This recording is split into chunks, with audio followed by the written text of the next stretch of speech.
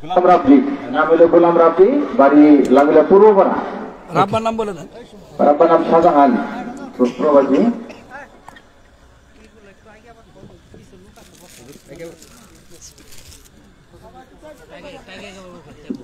আপনারা যারা বাইরে দাঁড়িয়ে আছেন জয়পুর ভিতরে এসে বসেন, ভিতরের মাঝখানে অনেক জায়গা আছে, কিন্তু মাঝে অনেক জায়গা আছে, জায়গার অনেক জায়গা আছে, আপনার ভিতরে এসে বসেন। দাঁড়িয়ে থাকলে ভালো দেখা যায় না। ওকে ওকে,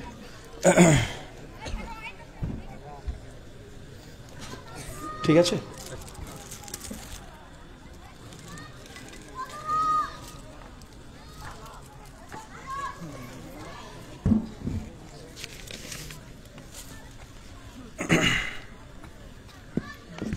আসসালামু আলাইকুম ওয়া রাহমাতুল্লাহি ওয়া বারাকাতুহু।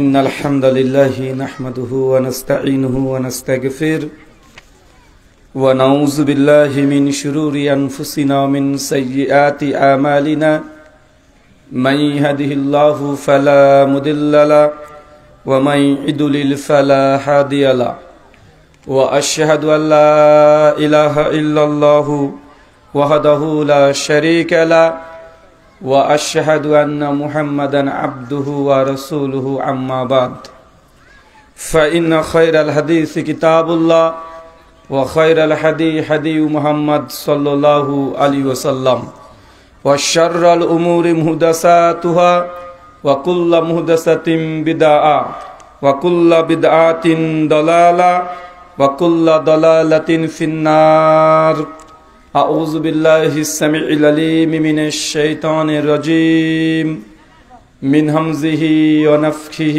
ونفسه يا أيها الناس اتقوا ربكم الذي خلقكم من نفس واحدة وخلق منها زوجها وبث منهما رجالا كثيرا ونساء واتقوا الله الذي تساءلون به والأرحام إن الله كان عليكم رقيبا يا أيها الذين آمنوا اتقوا الله وقولوا قولا سديدا يصلح لكم أعمالكم يغفر لكم ذنوبكم ومن يطع الله ورسوله فقد فاز فوزا عظيما قال رب اشرح لي صدري ويسر لي أمري واحلل عقدة من لساني يفقهوا قولي রব্বি জিদনি ইলমা ওয়া জিদনি ফাহমা। সমস্ত প্রশংসা সেই মহান সত্তা আল্লাহ সুবহানাহু ওয়া তাআলার জন্য, যিনি আমাদের সৃষ্টি করেছেন। শুধু সৃষ্টি করেননি, এই পৃথিবীতে সহস্র কোটি মাখলুকাত সৃষ্টি করার পরেও যিনি আমাদের এই মানব জাতিকে সর্বশ্রেষ্ঠ জাতি, সর্বশ্রেষ্ঠ মাখলুকাত এবং সর্বশ্রেষ্ঠ নবী মুহাম্মদে আরবি সাল্লাল্লাহু আলাইহি ওয়াসাল্লামের উম্মত হিসেবে প্রেরণ করেছেন, সেই মহান সত্তা আল্লাহ সুবহানাহু ওয়া তাআলার সংক্ষিপ্ত শুকরে সুজুদ আদায় করি। তার নিজেরই শেখানো ভাষা দিয়ে সকলে এক বাক্যে পড়ি আলহামদুলিল্লাহ। ব্রাইট স্টার ক্রিকেট ক্লাব এর উদ্যোগ এবং পরিচালনায় আজ পঞ্চম বার্ষিকী আজিমুশান ওয়াজ মাহফিল, তারিখ 16 ফেব্রুয়ারি 2025 রবিবার। আজকের এই আলোচনা সভাটিকে সফল করার জন্য যারা সার্বিক দিক থেকে সাহায্য এবং সহযোগিতা করেছেন, তাদের প্রত্যেকের নাম ধরে স্বতন্ত্রভাবে শুকরিয়া আদায় করা সম্ভব নয়। তারপর আজকের এই চলন্ত সভার সভাপতি সাহেব, সহসভাপতি, অতিথি এবং বিশেষ অতিথি সহ দূর দূরান্ত থেকে যেসব দিনী ভাই এবং বোনের আলোচনা শ্রবণের উদ্দেশ্যে একত্রিত হয়েছেন, পাশাপাশি যারা অর্থ, শ্রম, মেধা, অক্লান্ত পরিশ্রম এবং পরামর্শ দিয়ে সহযোগিতা করেছেন, আল্লাহ সুবহানাহু ওয়া তাআলা তুমি তাদের প্রত্যেকে নেক নিয়াত এবং নেক আমলগুলোকে কবুল করে নাও, সকলে পড়ি আমিন। মহান সত্তা আল্লাহ সুবহানাহু ওয়া তাআলার কাছে দোয়া, এই প্রার্থনা, আল্লাহ সুবহানাহু ওয়া তাআলা আমরা মানুষ, আমরা কম বেশি ছোট বড় ভুল ত্রুটি বিচ্যুতি গুনাহ পাপ অন্যায় করেই থাকি। আজকের এই আলোচনা সভার ওসিলায় আমাদের পেছনের ছোট ছোট গুনাহগুলোকে তুমি ক্ষমা করে দাও, সকলে পড়ি আমিন। সম্মানিত সুধী, বাদ মাগরিব থেকেই বিভিন্ন আলোচক তারা পবিত্র কোরআনুল কারীম এবং হাদিসে মুবারাকা থেকে অনেক গুরুত্বপূর্ণ আলোচনা আপনাদের সামনে পেশ করেছেন। আজকের এই আলোচনা সভার অন্তিম লগ্নে আপনাদের সামনে উপস্থিত হয়েছি নির্দিষ্ট একটি বিষয়ের উপরে কোরআনুল কারীম এবং হাদিসে মুবারাকা থেকে সামাজিক প্রেক্ষাপটকে সামনে রেখেই কিছু কথা শেয়ার করার জন্য। আজকে যে বিষয়ে গুরুত্বপূর্ণ আলোচনা হবে, আলোচ্য বিষয় ইবাদত কবুলের শর্ত। কি বললাম বলেন তো? আলোচ্য বিষয় থেকে বোঝা যাচ্ছে যে আমরা যদি ইবাদত করি তাহলে আমাদের প্রত্যেক ইবাদত কবুল হবে না। যদি প্রত্যেক ইবাদত কবুল হয় তাহলে শর্তের কোনো জরুরত নেই, আছে নাকি? কোনো জরুরত নেই। জরুরত বা প্রয়োজন তখনই আসে যখন শর্ত লাগিয়ে দিই। মানুষ মন চাইলে যে ইবাদত করবে আর রব প্রতিপালক সেটা গ্রহণ করবে, তাহলে নবীদের আসার জরুরত ছিল না। মানুষের মন যা চাইতো তাই করতো। কোরআনুল কারীম, হাদিসে মুবারাকা এগুলো আল্লাহ সুবহানাহু ওয়া তাআলা প্রেরণ করার দরকার ছিল না। ছিল? কথা বলেন। কারণ মানুষ ইবাদত করবে, মন যা চায় সেভাবে করবে, যতটুকু প্রয়োজন ততটুকু করবে, যখন ইচ্ছা তখন করবে। তো নবীর কি প্রয়োজন? আল্লাহ যুগে যুগে নবীদেরকে কেনই বা প্রেরণ করেছেন? তার উদ্দেশ্য কি, কারণ কি, এগুলোকে আপনার জানার দরকার আছে। অথচ নবীর প্রেরণের উদ্দেশ্য কি এটা আমরা কখনো অন্বেষণ করি না। আমরা মেতে আছি নবী কিসের তৈরি এটা নিয়ে, আছে না নাই? কথা বলেন। আচ্ছা, একটা ছোট্ট উদাহরণ দিয়ে আলোচনা শুরু করি। ধরেন আপনি আজকে বাড়িতে নেই, ঢাকাতে গিয়েছেন কোনো কাজে। থানা থেকে কয়েকজন অফিসার একটা পোশাক পরে আপনার বাড়িতে এসে নক করেছে। আপনার স্ত্রী গেটটা খুলে দিয়েছে। খুলে দেওয়ার পরে বলছেন কে? তো দেখছেন যে পুলিশ অফিসার আপনাদের অত্র অঞ্চলের। অফিসার সঙ্গে সে প্রশ্ন করছেন যে আপনার স্বামী কি বাড়িতে আছে? আপনার স্ত্রী বলছে না, এই মুহূর্তে নেই, তিনি কয়েকদিন হলো তিনি ঢাকা শহরে গিয়েছে। কবে আসবে? আগামী কালকে চলে আসবে। পুলিশ বলছেন যখনই আসবেন আপনার স্বামীকে জানাবেন, জরুরি ভিত্তিতে তাকে থানাতে দেখা করার জন্য। ঠিক একদিন পর আপনি বাড়িতে চলে গেছেন। বাড়িতে গেট খোলার সঙ্গে সঙ্গে স্ত্রী বলছে যে দেখো থানা থেকে কিছু পুলিশ এসেছিল। তখন আপনি কি প্রশ্ন করবেন আপনার স্ত্রীকে? যদি আপনি শোনেন 3 দিন পর এসে যে থানা থেকে পুলিশ ডেকে পাঠিয়েছে আপনাকে, আপনি আপনার স্ত্রীকে তখন কি প্রশ্ন করবেন? আচ্ছা বলো তো, পুলিশটা এসেছিল কত ফিট লম্বা? এই প্রশ্ন করবেন? কালো না ফর্সা? শর্ট না লম্বা? মোটা না পাতলা? কি পোশাক পরে এসেছিল? এই প্রশ্ন করবেন না? প্রশ্ন করবেন যে অফিসার কেন এসেছিল? কোনটা প্রশ্ন করবেন? যে অফিসার কেন আমার বাড়িতে এসেছিল, সে কি খেয়ে এসেছিল, কতটুকু লম্বা, মোটা না পাতলা, এটা গুরুত্বপূর্ণ নয়। কেন এসেছে এটা আপনার জানার দরকার আছে। ঠিক নবী কিসের তৈরি এটা গুরুত্বপূর্ণ নয়, উনি কেন এসেছেন এটাই গুরুত্বপূর্ণ। কিন্তু আমরা আছি কোনটা নিয়ে? নবী কিসের তৈরি? নবী নূরের তৈরি না মাটির তৈরি? এরকম একজন আলোচনা সভা সমাজ ফরিদপুরে, অনেক মানুষের সমাগম। আমাদেরকে আলোচনা করতে দেবে না, কে যেন বলে দিয়েছে কমিটিকে, এলাকাবাসীকে যে ইনারা হচ্ছে ওয়াহাবি। ওয়াহাবি আবার কে চিজ হে, মানে ওয়াহাবি আবার কি, মানে ওয়াহাবি বলে প্রচার করে দিয়েছে। মানুষের রাগান্বিত, কোনোদিন আমাকে দেখেও নি, আমার আলোচনা কখনো শোনেও নি। অধিকাংশ মানুষ যারা আমাদের বিরুদ্ধে আছে জানেও না, কিন্তু শুনে নিয়েছে এই বক্তা হচ্ছে ওয়াহাবি বক্তা। তো মানুষের রাগান্বিত আগে থেকেই, স্টেজে উঠতে দিবে না। অনেক ঘণ্টাব্যাপী কমিটির সঙ্গে তাদের অনেক রকমের ঝামেলা চলছে। পুলিশের নেতৃত্বে অবশেষে যে না আলোচনা হবে, তো বিতর্কিত কোনো বিষয় নিয়ে কথা বলা যাবে না। আচ্ছা সমস্যা নেই। তারপরে দেখলাম অনেক বড় বড় হুজুররা বড় বড় হাদিসের গ্রন্থ মাথায় করে নিয়ে বগলে দেবে নিয়ে লাইন দিয়ে ঢুকছে। সমস্যা, বলছে আলোচনা হবে না, বাহাস হবে। কি হবে? বাহাস হবে। আমি তখন বললাম দেখেন, বাহাসের জন্য তো আমি আসিনি, আমি তো এসেছি আলোচনার জন্য, বাহাসের জন্য তো দাওয়াত দেননি। তবে একথা আপনাকে বলি যে আমার আলোচনার পরেই একটা উন্মুক্ত প্রশ্নোত্তর পর্ব থাকবে। আমি যে দীর্ঘ আলোচনা করব, খাতা কলম নিয়ে বসে থাকবেন। আমার ভুল ধরার জন্য আপনাকে সুযোগ দিলাম 1 ঘন্টা, আমি 1 ঘন্টা স্টেজে থাকবো। আর 1 ঘন্টার পরেই 30 থেকে 40 মিনিট যদি চান সারা রাত আপনার সঙ্গে প্রশ্ন উত্তর করতে হবে টু দ্য পয়েন্টে, আমি রাজি আছি, তবে আমার ভুল আমার বক্তব্য থেকে ধরে বের করে দেখান যদি পারেন। কল্লু বানি আদম খাত্তাউন, আমি মানুষ সন্তান, আমার দ্বারা ভুল হতে পারে কি পারে না, কথা বলেন।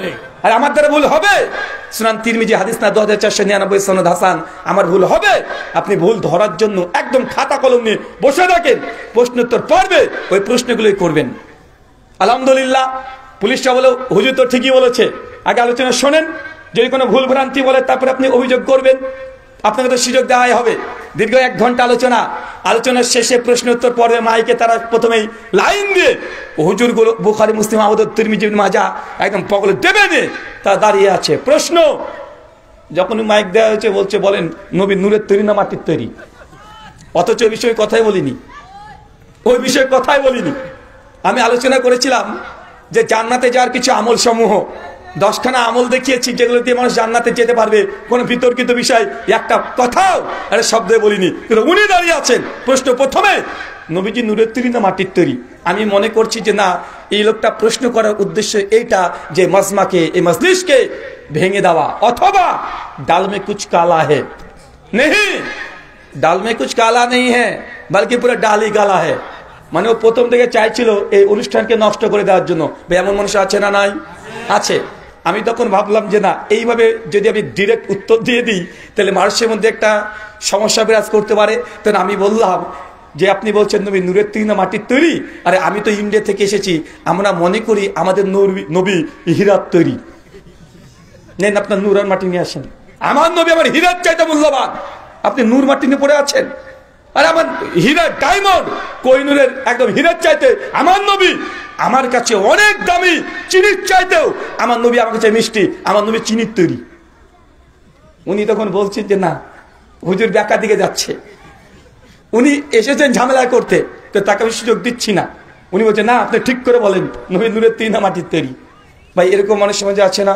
চলেন আপনাদের উদ্দেশ্যে একটা কথা, সূরা জুমার সূরা নম্বর 39 আয়াত নম্বর 18 আল্লাহ বলছেন, আল্লাযীনা ইয়াস্তামিউনাল কওল ফায়াত্তাবিউনা হাসানা উলাইকা আল্লাযীনা হাদাহুমুল্লাহ উলাইকা হুম উলুল আলবাব। ভাব অনুবাদ, আল্লাযীনা ইয়াস্তামিউনাল কওল, যারা মনোযোগ সহকারে কথা শ্রবণ করে। মানে আপনাকে কথা শুনতে হবে, কি করতে হবে বলেন তো?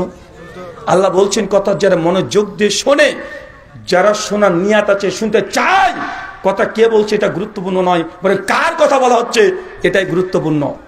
একজন হিন্দু পণ্ডিত এসে যদি বলে তোমরা মুসলমান, কেন তোমরা সুদ খাও?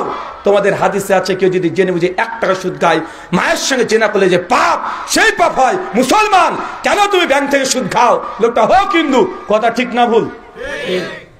তাই কথা কে বলছে এটা গুরুত্বপূর্ণ নয়। আমার কথা যদি কোরআনুল কারীম থেকে আমি বলি, যদি মুসলমান হন আপনি মানতে বাধ্য কি বাধ্য নন? যদি আমি হাদিসে মুবারাকা থেকে বলি, আপনি মুসলমান বলতে বাধ্য কি বাধ্য নয়? ঠিক একইভাবে আমি যদি কোনো কথা হিন্দু ধর্ম নিয়ে বলি, খ্রিস্টান ধর্ম নিয়ে বলি, ইহুদি ধর্ম নিয়ে বলি, তাদের যদি ধর্মগ্রন্থ থেকে বলি, ভাই তারা মানতে বাধ্য কি বাধ্য নয়? এই জন্য শ্রীকৃষ্ণ তিনি বলেছেন হিন্দুদের পরমেশ্বর ভগবান, এটা তাদের বিশ্বাস, তাদের ভেদ, তাদের প্রতি আমরা অভিযোগ করি না। নিজ নিজ ধর্ম তারা পালন করবে, আমরা বাধা দিই না। তবে তাদের ধর্মকে আমরা ভুল মনে করি, এটা বলার অধিকার আমার আছে না নাই? তারপর শ্রীকৃষ্ণ বলছেন শ্রীমদ্ ভগবত গীতা অধ্যায় নম্বর 16 শ্লোক নম্বর 23 এবং 24 কি বলছে দেখেন। শ্রীকৃষ্ণ হিন্দু দাদাদের উদ্দেশ্য করে বলছে, ইয়া শাস্ত্রবিধি মুসৃজ্য বর্ততে কাম করতাহ না সুখম না সিদ্ধাম না বনাতি না পরম গতিম। অর্জুন, যারা ধর্মগ্রন্থকে ছেড়ে দিয়ে নিজের মনের মতো যজ্ঞ করে, পুজো করে, অর্চনা করে, হরিনাম বাসর করে, নাম জপ ধ্যান এগুলো যারা করে, না সুখাম না সিদ্ধাম না বনাতি না পরম গতিম, এই ব্যক্তি কখনো দুনিয়াতে সুখ শান্তি পাবে না। মৃত্যুর পর স্বর্গ তো দূরের কথা, বৈকুণ্ঠের ধাম কোশ্চিন কালেও তারা যাবে না। অপরাধ, মনের মতো ইচ্ছে মতো আরাধনা গুণকীর্তন করেছে, শাস্ত্রে কি আছে এটা দেখে নাই। ভাই এমন মানুষ আছে না নাই? আমি এই জন্য বলেছিলাম একজন পণ্ডিতজিকে, যে পণ্ডিতজি এই যে আপনারা শীতের সিজন আসলেই আমরা মুসলমানরা যেমন এই বিভিন্ন রকমের ওয়াজ মাহফিল করি, আপনাদের মধ্যে দেখা যায় আপনারা হরিনাম বাসর করেন, নামযজ্ঞ অনুষ্ঠান করেন, 3 দিন 7 দিন আছে না নাই? কোনো কিছুই বলে না। আমরা আলোচনাতে তো কোরআনের কথা বলি, হাদিসের কথা বলি, উপদেশমূলক কোনো কথা বলি, জান্নাত জাহান্নামের আলোচনা করি, তারা 3 দিন 7 দিন একই কথা বলে, হরে কৃষ্ণা কৃষ্ণ কৃষ্ণ হরে হরে, হরে রাম রাম রাম হরে হরে। তারা বলে এটা মহামন্ত্র। কলিযুগে যে এই মন্ত্র একবার পড়েছে সে নরকে কখনো যাবে না, সে স্বর্গে চলে যাবে। আমি ঠাকুরকে বলেছিলাম, পণ্ডিতজি এই মন্ত্র কমপক্ষে আমি না হলেও মাসে 2-1 বার বলতেই হয়, যেন আজকে একবার বলে দিলাম, তার মানে আমার কোনো পাপ নেই। কলিযুগ এটা চলছে, আমি মন্ত্র জপ করাচ্ছি, তার মানে আমি স্বর্গে। বুঝতে পারলেন না মনে হয়? এটা মহামন্ত্র। কেউ যদি একবার পাঠ করে নেয়, নিয়াতের দরকার নেই, জিহ্বা দ্বারা উচ্চারণ হলেই সে একদম মোক্ষ লাভ করবে। মানে স্বর্গ তো দূরের কথা, জান্নাতুল ফেরদৌস তাদের ভাষণে যে বৈকুণ্ঠ ধাম সেখানে প্রবেশ করবে। অথচ পণ্ডিতজিকে বলেছিলাম এটা যদি মহামন্ত্র হয় তো এটা তো কৃষ্ণের জপ মন্ত্র। আমার জানা মতে শ্রীমদ্ ভাগবত গীতা 18 অধ্যায় আছে, 700 শ্লোক আছে। এই মহামন্ত্র যেটা গোটা বিশ্বে তারা প্রচার করছে, এটা পাঠ করলে নাকি সমস্ত কিছু উদ্ধার হয়ে যায়। অথচ এই 700 মন্ত্রের মধ্যে চ্যালেঞ্জ এই মন্ত্র নাই। বুঝতে পারলেন না মনে হয়? মানে গীতাতে শ্লোকটাই নাই। তাহলে অনেকে বলতে পারেন গীতা তো ছোট বই, আমাদের মূল গ্রন্থ হচ্ছে বেদ। কি কথা বলেন? বেদ। বেদের 4টে ভাগ আছে, ঋক, সাম, যজু, অথর্ব বেদ। টোটাল 4টে বেদ মিলে 20,536টা শ্লোক সংখ্যা তথা মন্ত্র আদি আছে। 20,536। ভাই কোরআনে কয়টা আছে? কোরআনে কয়টা আয়াত আছে? 6,236। আর বেদে আছে 20,536। মানে কোরআনের চাইতে 4 গুণ বেদ। তার মানে কত বড় দেখেছেন? 4 বেদেও এই মন্ত্রের অস্তিত্ব পাওয়া যায় না। তাহলে বলতে পারেন মহাভারতে 1 লক্ষ শ্লোক আছে। কটা বলেন তো? 1 লাখ। মহাভারতকে তন্ন করে খুঁজে দেখেন, মহাভারতেও নেই। তাই রামায়ণে আছে, তাও নেই। কোথায় আছে? রাধাতন্ত্রম, যেটা কিছুদিন আগে রচনা করেছে। মানে হিন্দু ধর্মের মূল বেসিক যে নাম জপ করা হয়, এটা শাস্ত্রে নাই, এটাও তাদের ঠাকুর পণ্ডিতরা তৈরি করেছে। কারা তৈরি করেছে? কষ্ট পেলেন নাকি? আরে এটা তো আমি বলছি, আমি তো ইন্ডিয়ান। আপনাদের বাংলাদেশের মুসলমান আপনার 90% মুসলমান, মুসলিম রাষ্ট্র আপনাদের, মুসলিম দেশ, সংখ্যাগরিষ্ঠ মুসলিম দেশ। আমি যেখান থেকে এসেছি ওটা হিন্দুস্থান, মানে হিন্দুদের জায়গা। প্রায় 80%, প্রায় 80 কোটি হিন্দু সনাতনী তারা আছে। চ্যালেঞ্জ তো এ কোনাতে করে গেলেন এমনটা নাই। রেকর্ড হচ্ছে কি হচ্ছে না? কথা বলেন। আমাকে ফিরে যেতে হবে কি হবে না? আমি তো ফিরে যাব। আমার চ্যালেঞ্জ 4 বেদে হরে কৃষ্ণ কৃষ্ণ কৃষ্ণ হরে হরে, হরে রাম রাম রাম হরে হরে। 4 বেদ, গীতা, রামায়ণ, মহাভারত, কোন জায়গায় এই মন্ত্রের অস্তিত্বই নাই। কেউ তাদের ধর্মে ভিত্তি কি ভিত্তি না? এটা ভিত্তি নয়। চাচা এটা শুনে কেমন লাগছে না? বলছে বাপরে এটাই নাই। চাচা আপনি অনেক কাজ করেন ধর্ম মনে করে, যেটা ইসলামে নাই। মানে বুঝতে পারলেন না মনে হয়? আপনিও করেন। আপনি বলছেন হিন্দুরা গরু পূজা করে। কি রে ভাই, এতে মাথায় কি বুদ্ধি নেই? ওরা তো গরু পূজা করে, আপনি কি করেন? সিলেটে গিয়ে কুমির পূজা করেন। কুমির করেন না? আপনি মাছ পূজা করেন না? আপনার বাড়িতে ঢুকলে একটা ছবি দেখা যায়, ছবিতে একটা ঘোড়া আছে, মেয়ে মানুষের মতো মুখ আর ডানা আছে। আপনি বলছেন এটা বুরাক। আপনার বাপ দেখে এসেছিল? আপনি তো ঘোড়া পূজা করছেন। কি করছেন? ওরা যদি গরু পূজা করে, আপনি তো ঘোড়া পূজা করছেন। আপনার বাড়িতে ঢুকলে দেখা যায় যে এই যে ঘোড়ার পায়ের খুর গেটের সামনে সুন্দর করে লাগিয়ে রেখেছেন। কেন? এটা যদি লাগিয়ে রাখি তাহলে জিনভূত শয়তান নাকি প্রবেশ করবে না, এই জন্য ঘোড়ার খুর বাড়ির গেটের সামনে লাগিয়ে রাখে। আছে না নাই? আমি আপনাকে যদি বলতে শুরু করি যে হিন্দুরা যা করে আপনি মোটো তার চাইতে কম না। অনেক জায়গাতে হিন্দুদের চাইতে আপনি বেশি কাজ করেন। আপনি বলছেন যে দেখেন যে ভারতে এই গরুকে নিয়ে তারা ভগবান বলে। হিন্দুরা কতই বোকা, কতই নির্বোধ। আপনাকে আমি প্রত্যেক জায়গাতে দেখাতে পারি যারা গরু পূজা করছে এটা তো তাজা। আর গরু পূজা করার ইতিহাস আজকের নয়, নবী মুসার যুগে ছিল না?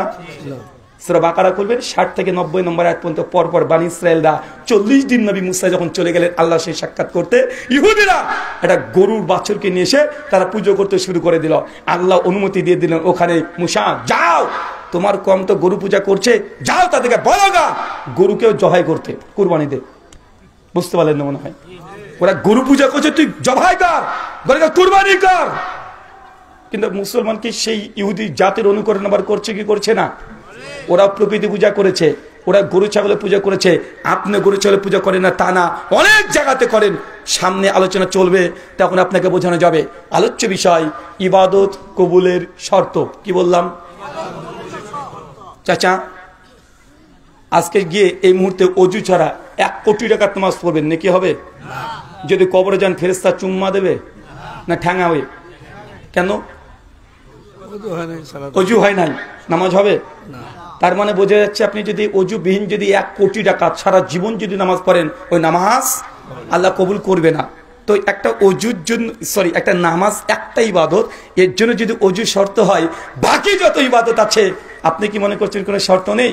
ইসলাম হচ্ছে এমন একটা ধর্ম, শুধু হাগু করতে গেলে মানে পেশাব পায়খানা করতে গেলে 30 খানা কমপক্ষে নিয়ম নীতি আছে। মানে পায়খানা করবেন তার জন্য, মানে সবচেয়ে নিচেরটা বললাম, মানে শুধু প্রস্রাব করবেন পায়খানা করবেন এর জন্যই কমপক্ষে 30 খানা নীতিমালার প্রয়োজন হয়। চলেন, প্রস্রাব চাপিয়েছে, দাঁড়িয়ে পেশাব করতে পারবেন? স্বাভাবিক পরিস্থিতি দাঁড়িয়ে পেশাব করা যায় না। সহিহ বুখারী 224 নম্বর কিতাব তাহরাতের হাদিস আসছে, পারবেন না। সুন্দর একটা পায়খানা ঘর, লাখ টাকা খরচ করেছেন, নাজায়েজ হারাম নয়। 2 কোটি টাকা খরচ করে যদি সামর্থ্য থাকে, যাকাত যদি আপনি আদায় করে দেন, ওষুধ যদি আদায় করে দেন, 2 কোটি টাকা যদি আপনার সামর্থ্য হয়, বাথরুম পায়খানা তৈরি করেন, কোনো সমস্যা নেই। ইসলাম আপনাকে বাধা দেয় না যে জাকাতের টাকা ঠিকঠাকভাবে বন্টন করে দেন। কথা বুঝতে পারলেন? কিন্তু বাথরুমে ঢুকে পড়েছেন, গিয়ে দেখছেন কিবলার দিকে ওই প্যান্ট আছে, হাইকোমোটক বা লোকোমোটক, ওই প্রস্রাব পায়খানা ঘরে আপনি হাগু করতে পারবেন? হ্যাঁ, বাথরুমে আছেন, হঠাৎ করে মোবাইলটা বেজে উঠেছে, ফোন ধরেছেন, কেউ সালাম দিয়েছে, উত্তর দিতে পারবেন? পারবেন না। বাথরুম ঘরে ঢুকবেন, দোয়া আছে না নাই?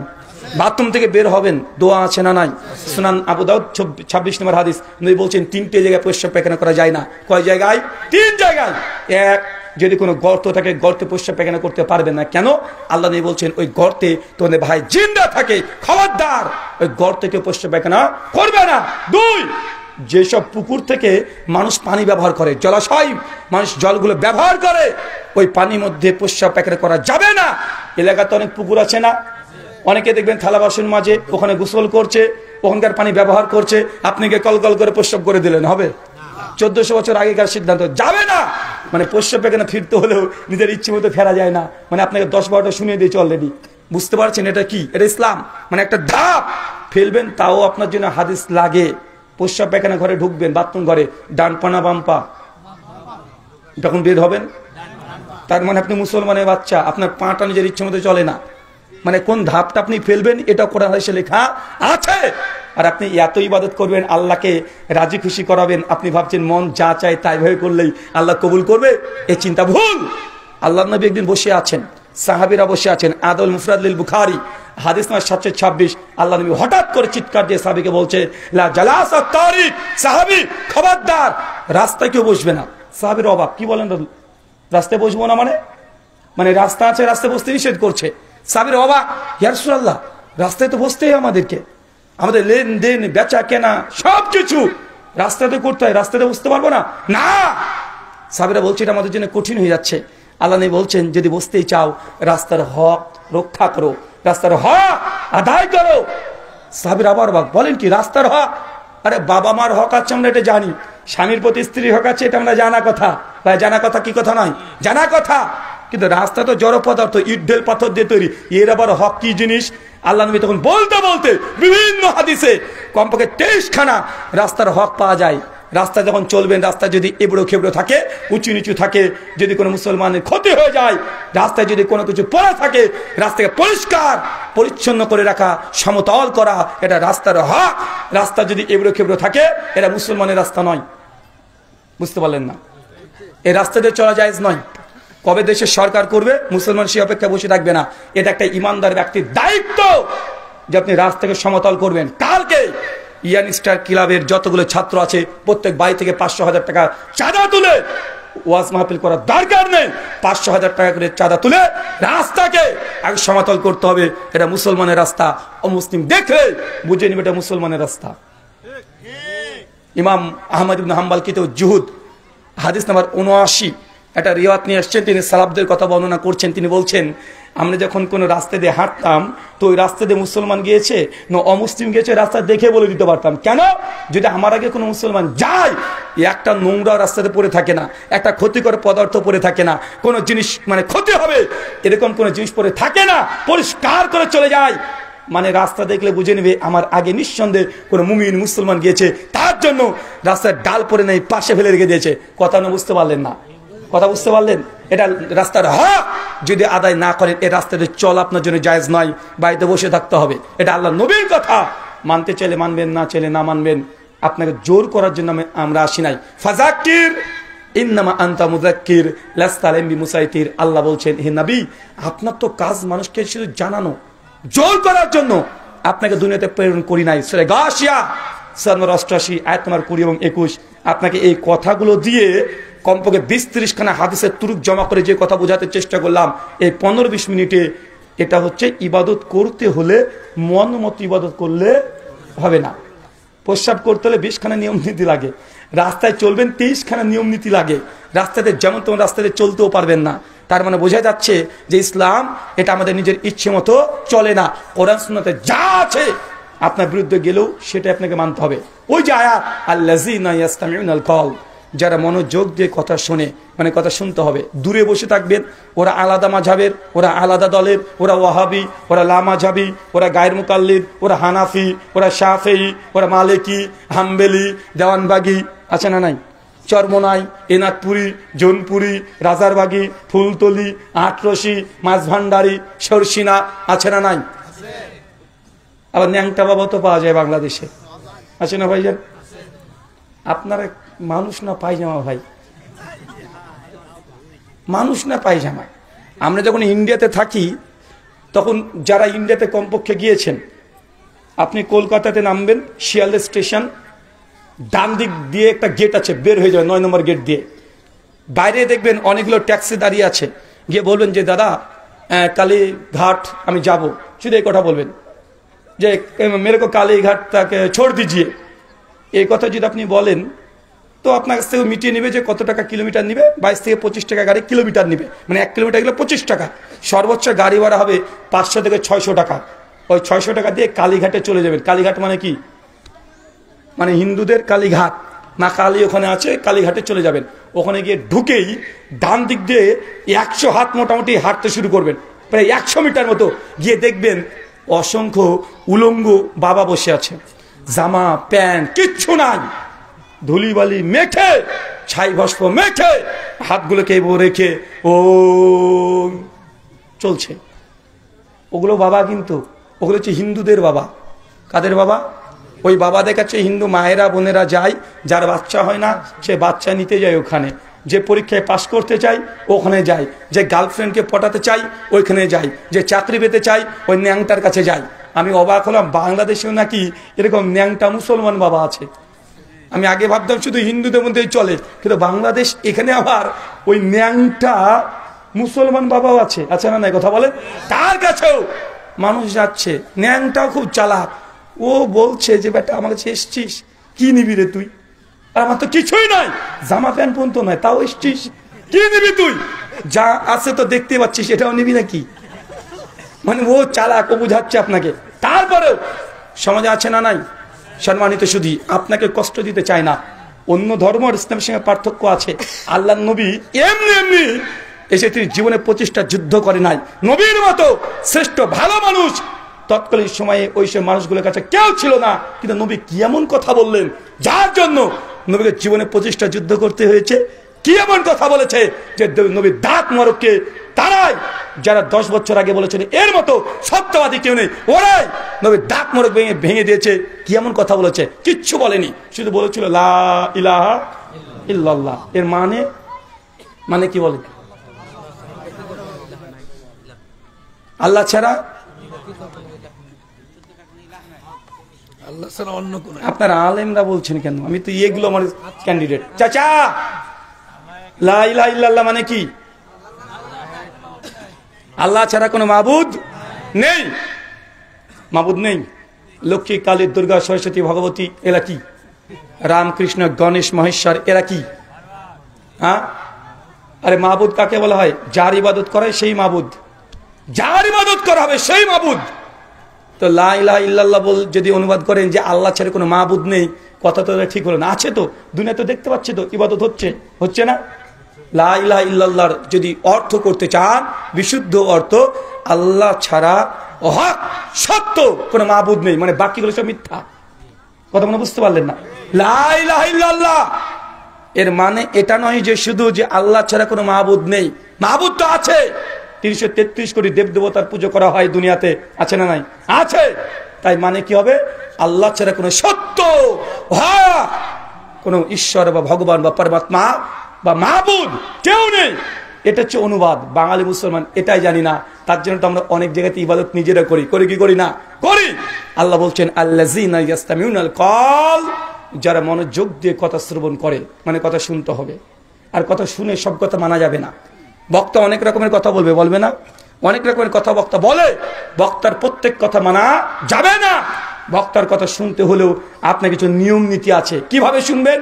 আল্লাহ বলছেন ফায়াত্তাবিউনা আহসানা, কথা শোনো, শোনার পরে যেটা বক্তার ভালো ভালো কথা সেগুলোকে গ্রহণ করে নাও। এখন কোনটা ভালো?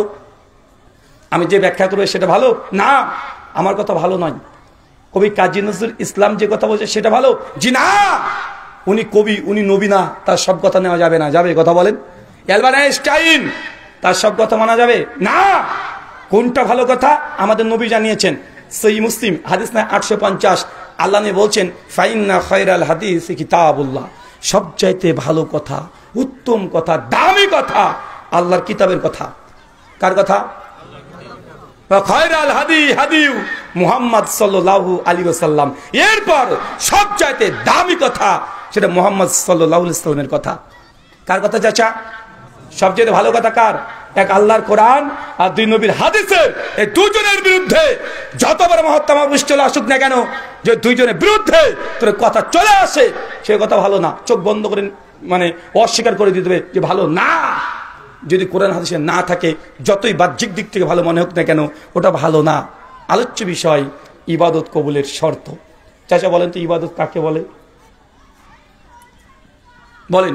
ইবাদত তো আরবি শব্দ, এটা নিশ্চয় বাংলা না। বাংলা নাকি? বলেন, একজন বলেন ইবাদত কাকে বলে? কিরে ভাই, আরে ভুল ভালটাই বলে না, শিখতে এসেছি তো আজকে না। ঠিক আছে, কর্ম কাজ, কর্ম কাজকে ইবাদত বলে। মাশাআল্লাহ। তার মানে গরু চুরি করবে ওটা ইবাদত, হ্যাঁ, চিন্তাই করবে ওটা ইবাদত। ইবাদত কাকে বলে?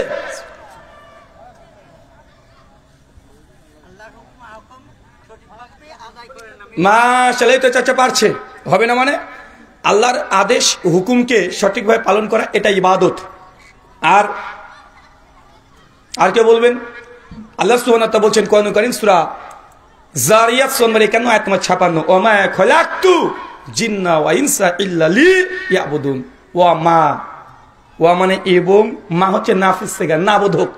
এর যদি ডিরেক্ট যদি বাংলাতে অনুবাদ করা হয়, অনুবাদ হবে এটা যে অবশ্যই আমি আল্লাহ মানুষকে আর জিনকে সৃষ্টি করতাম না।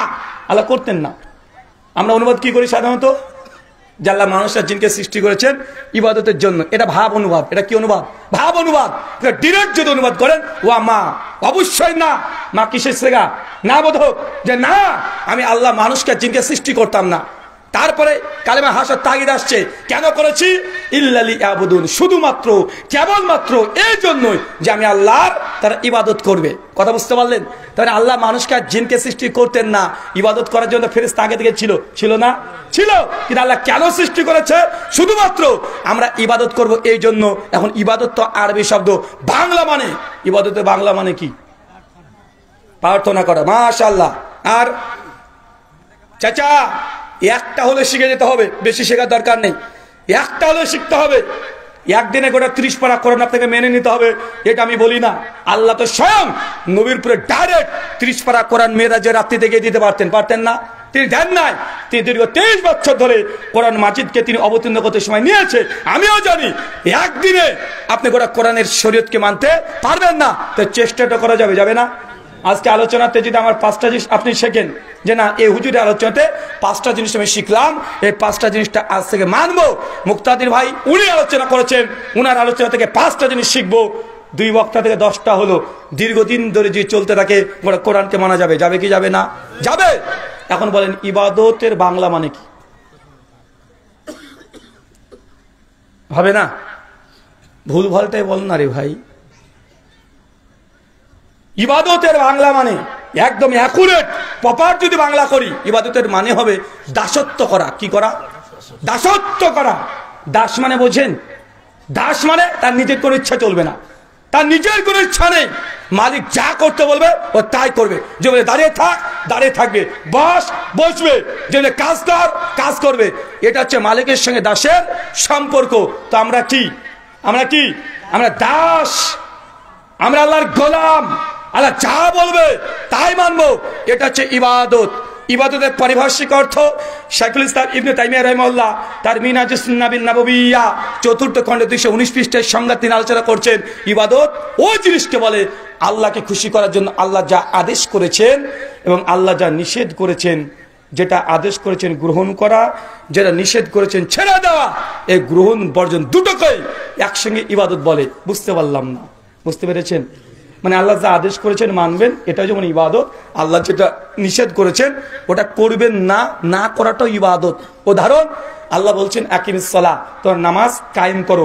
প্রত্যেকদিন 5 বার নামাজ পড়ছেন, মসজিদে গিয়ে সুন্দর করে খুশি খুশির সঙ্গে। এটা কি করলেন? আল্লাহর ইবাদত না? সূরা বাকারা 183 নম্বর আয়াত, ইয়া আইয়ুহাল্লাযিনা আমানু, হে বিশ্বাসীগণ, কুতিবা আলাইকুমুস সিয়াম, তোমাদের উপরে আমি আল্লাহ সিয়াম রোজাকে আমি ফরজ করলাম। সামনে রমজান মাস আসছে, রমজানে 30 খানা সিয়াম পালন করবেন। এটা আল্লাহর ইবাদত কি ইবাদত নয়? জিলহজ মাসে হজ করতে যাবেন, এটা ইবাদত কি ইবাদত নয়? জাকাত দিবেন, ইবাদত কি ইবাদত নয়? দান, ফিতরা, কোরআন কারীম পাঠ করা, জিকির, আজকার, তাসবিহ, তাহলিল সবগুলো ইবাদত। তবে এটা ইবাদতের অর্ধেক রূপ। কি রূপ? এটা কি ইবাদতের অর্ধেক। বাকি অর্ধেক কোনটা? আল্লাহ যা নিষেধ করেছে, এই নিষেধ করা জিনিস থেকে দূরে থাকবেন। আপনি নিষেধ শুনেছেন, এটা ইবাদত। মানে আপনার সামনে মদের বোতল আছে, দুধের বোতল আছে, আপনি মদ খাবেন না, পালিয়ে আসবেন, দুধ খাবেন, এটা ইবাদত কি ইবাদত নয়? তার মানে মদ না খাওয়া কি ইবাদত? মদ না খাওয়া কি? মদ না খাওয়া ইবাদত। ঘুষ না দেওয়া কি ইবাদত? সুদ না খাওয়া কি ইবাদত? মানে আল্লাহ যা হারাম করেছে, হারাম থেকে দূরে থাকবেন। এতে দূরে আছেন। আপনি জানেন আপনার স্ত্রীকে নিয়ে যদি ব্যাংকগুলোতে চলে যান, আপনাকে 10,000 টাকা দেবে ইন্টারেস্ট সুদে, কিন্তু আপনি বলছেন ইন্নী আখাফুল্লাহ, নিশ্চয়ই আমি আমার রব আল্লাহকে ভয় করি, সুদ খাওয়া মোহন নাই, অনেক বড় পাপ, আমি না খেয়ে মরে যাব তবু ভালো, এই ব্যাংক থেকে সুদ নিয়ে ব্যবসা করবো না। এই যে আপনি দূরে আছেন, এটা ইবাদত কি ইবাদত নয়? আপনি জানেন 10 লাখ টাকা ঘুষ দিলে প্রাইমারি স্কুলের টিচার আপনি হয়ে যাবেন, কিন্তু আপনি বলছেন জি না, আমার দরকার নেই ঘুষের চাকরি নেওয়া, ঘুষ দিয়ে চাকরি নেওয়ার দরকার নেই। আপনি দৌড়তে দৌড়তে দৌড়তে দৌড়তে চলে এসেছেন, ঘুষ দেয় না।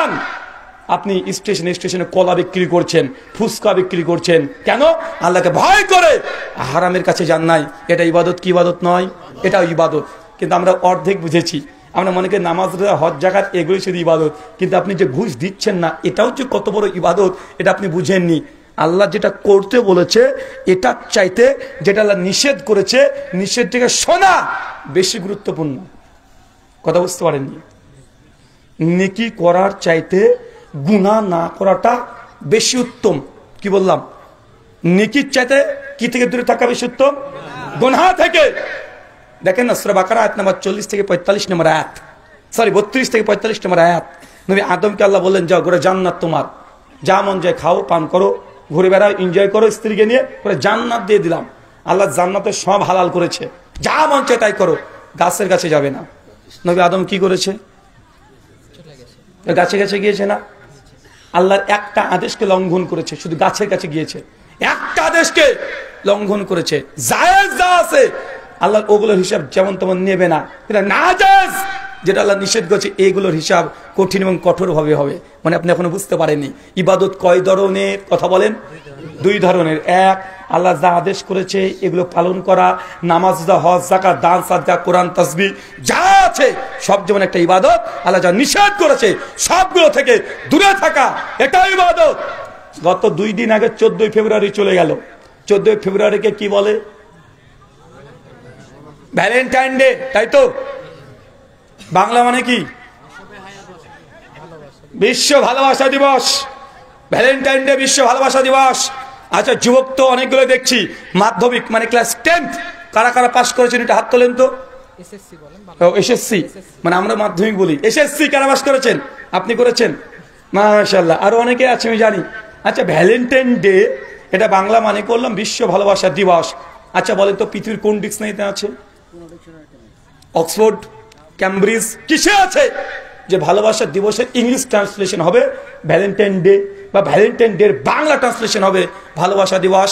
আমরা যতটা টুক ইংলিশ জানি, ভালোবাসা দিবসের ইংরেজি হয় লাভ ডে, বা বিশ্ব ভালোবাসা দিবস, গ্লোবাল লাভ ডে, বা ওয়ার্ল্ড লাভ ডে, বা ন্যাশনাল লাভ ডে, বা ইন্টারন্যাশনাল লাভ ডে।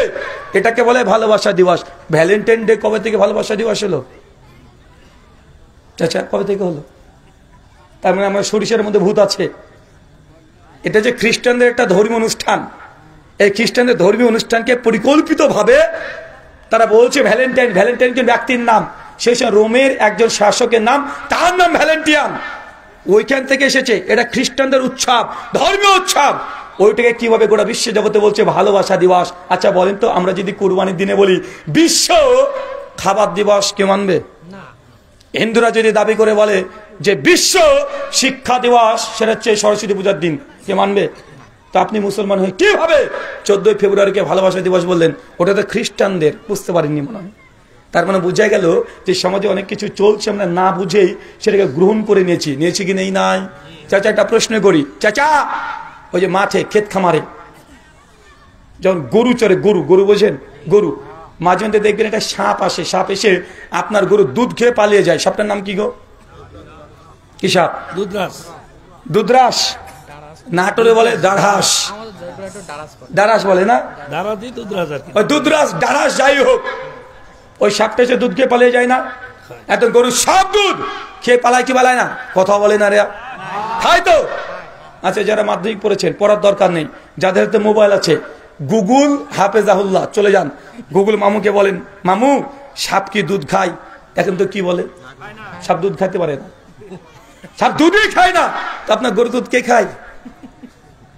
জোর করে যে সাপকে দুধ খাওয়াবে দেন, ও 7 থেকে 8 ঘন্টা পর এমনি সে মারা যাবে। কেন? দুধকে হজম করার জন্য, দুধের মধ্যে যে এনার্জি, দুধের মধ্যে যে স্যাচুরেটেড ফ্যাট আছে, এই হজম করার জন্য সাপের দেহে যে এনজাইমের প্রয়োজন, এই এনজাইম সাপের শরীরে নেই। জোর করে খাওয়ান, 7 ঘন্টা পর সাপ চিটপটাং হবে। কিন্তু গোটা দুনিয়ার মানুষ বলছে সাপ দুধ খায়। দেখবেন গ্রামে আছে আপনাদের, ওই মাঝে মধ্যে সাপ উড়ে চলে আসে, কারো বাড়িতে যদি সাপ থাকে, ও একটা বাঁশ এনে বাঁশি প্যাঁ প্যাঁ করে বাজায় না, হয়তো সাপ শুনতেই পায় না, ওর কানে নেই। ওকে বোম মারলেই, অ্যাটম বোম মারলেও ও শুনতে পাবে না, কিন্তু সাপ উড়ে সে বিন বাজাচ্ছে, আছে না নাই? আর আপনি তো জানেন, ওরে বাবা রে বাবা, বাড়িতে যদি সাপ থাকে তাহলে মনসা পুজো দিতে হবে, এরকম আছে না নাই? মনসা। অথচ সেই মুসলিমের হাদিস, আল্লাহ নবী বলছেন, বাড়িতে যদি কোনো সাপ দেখে, প্রথমে কসম দিয়ে বলবে, এই সাপ তুই যদি জিন হোস তাহলে তুই বাড়ি থেকে চলে যা, আল্লাহি যদি না যাস দ্বিতীয়বার দেখলে তোকে হত্যা করব। কমপক্ষে 3 বার বলতে হবে। যদি সত্যি জিন না হয় ও বাড়ি থেকে চলে যাবে, আর যদি জিন হয় বাড়িতে থাকবে, তখন এই সাপকে আপনাকে হত্যা করে দিতে হবে। এখানে আবার সমস্যা, যদি বলে বাবা নাগ নাগিন, একটা সাপকে মেরে দিলেও ওর যদি স্বামী বেঁচে থাকে, অন্য সময় এসে আপনাকে দিয়ে ফুস করে কামড়িয়ে দেবে। সাপের কত বুদ্ধি দেখেছেন? মানে আপনারা মানুষ না পায়জামা ভাই, যে সাপ নাকি প্রতিশোধ নেয়, সাপ প্রতিশোধ নেয়। আরে সাপের মতো ভীতু প্রাণী দুনিয়ার জমিন আর নাই, মানে ওই সব চাইতে ও বেশি ভীতু। তো যখন বিন বাজায় তখন কেন ও ফসফস করে? আসলে ওর কান নেই, শুনতে পায় না, কেউ দেখতে পায়। যখন দেখে কিছু নড়ছে ও আচমকায়, ও বারবার নিজের আত্মরক্ষার জন্য সাপ ছবল মারে। কিন্তু সাপকে নিয়ে কত ব্যবসা আছে না নাই? কারণ সমাজে এমন কিছু জিনিস আছে যেগুলো মনে করছেন ঠিক, অথচ সেগুলো ঠিক না। আচ্ছা বলেন তো, বড়দিন কয় তারিখ? 25শে ডিসেম্বর। মাশাআল্লাহ, গোটা বাংলাদেশে 25শে ডিসেম্বর বড়দিন না? আরে কথা বলে না, কোন সন্দেহ আছে? গোটা বিশ্বে 25শে ডিসেম্বরকে বড়দিন বলা হয়। চাচা আপনি তো বুঝবেন না, আগে যুবকদেরকে বলি। আচ্ছা বলেন তো, শীতের সময় দিন বড় হয় না ছোট হয়? শীতের সময় কি হয়? দিন। আর ডিসেম্বর মাস গেল, দিন ছোট হলো না? শীতের সময় তো রাত বড় হয়। কি বড় হয়? রাত বড়। শীতের সময় দিন ছোট হয়। তো 25শে ডিসেম্বর বড়দিন হলো কিভাবে? আরে 25শে ডিসেম্বর সবচেয়ে ছোট দিন, কিন্তু মানুষ বলছে বড়দিন। কথা মনে বুঝতে পারলেন না? আরে গরমের সময় দিন বড় হয়। গরমের সময় কি হয়?